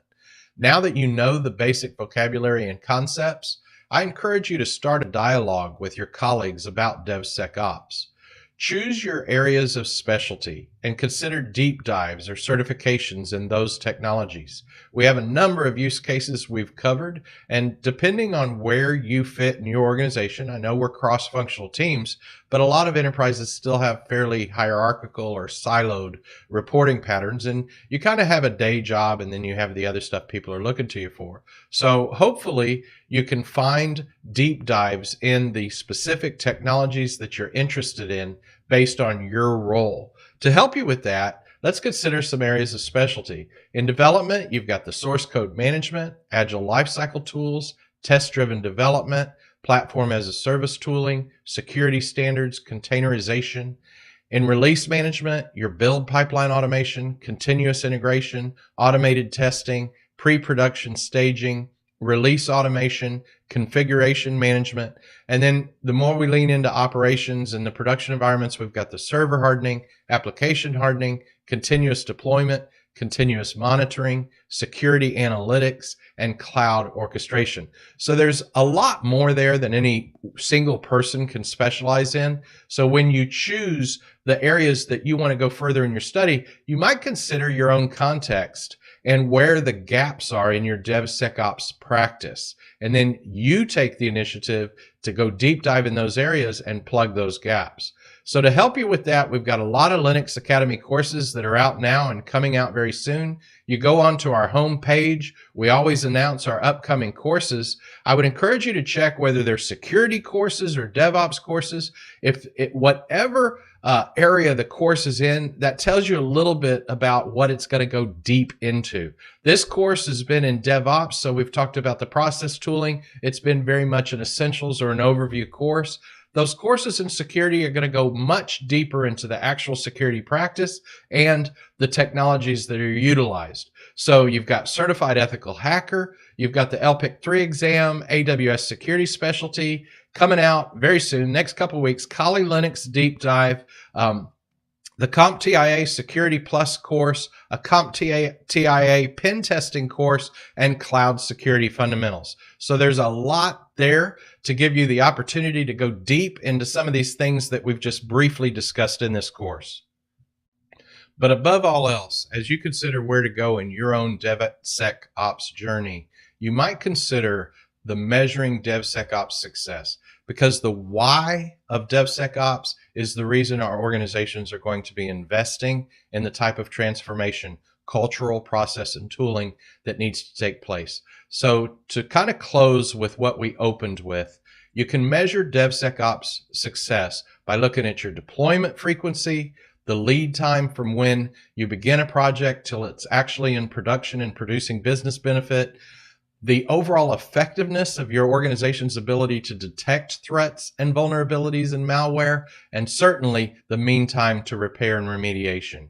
And then last but not least, efficiency of rollback and recovery. Configuration management is going to be huge. When you release fast, sometimes you're going to need to take those releases out of production, and being able to do that quickly in an automated fashion is absolutely important.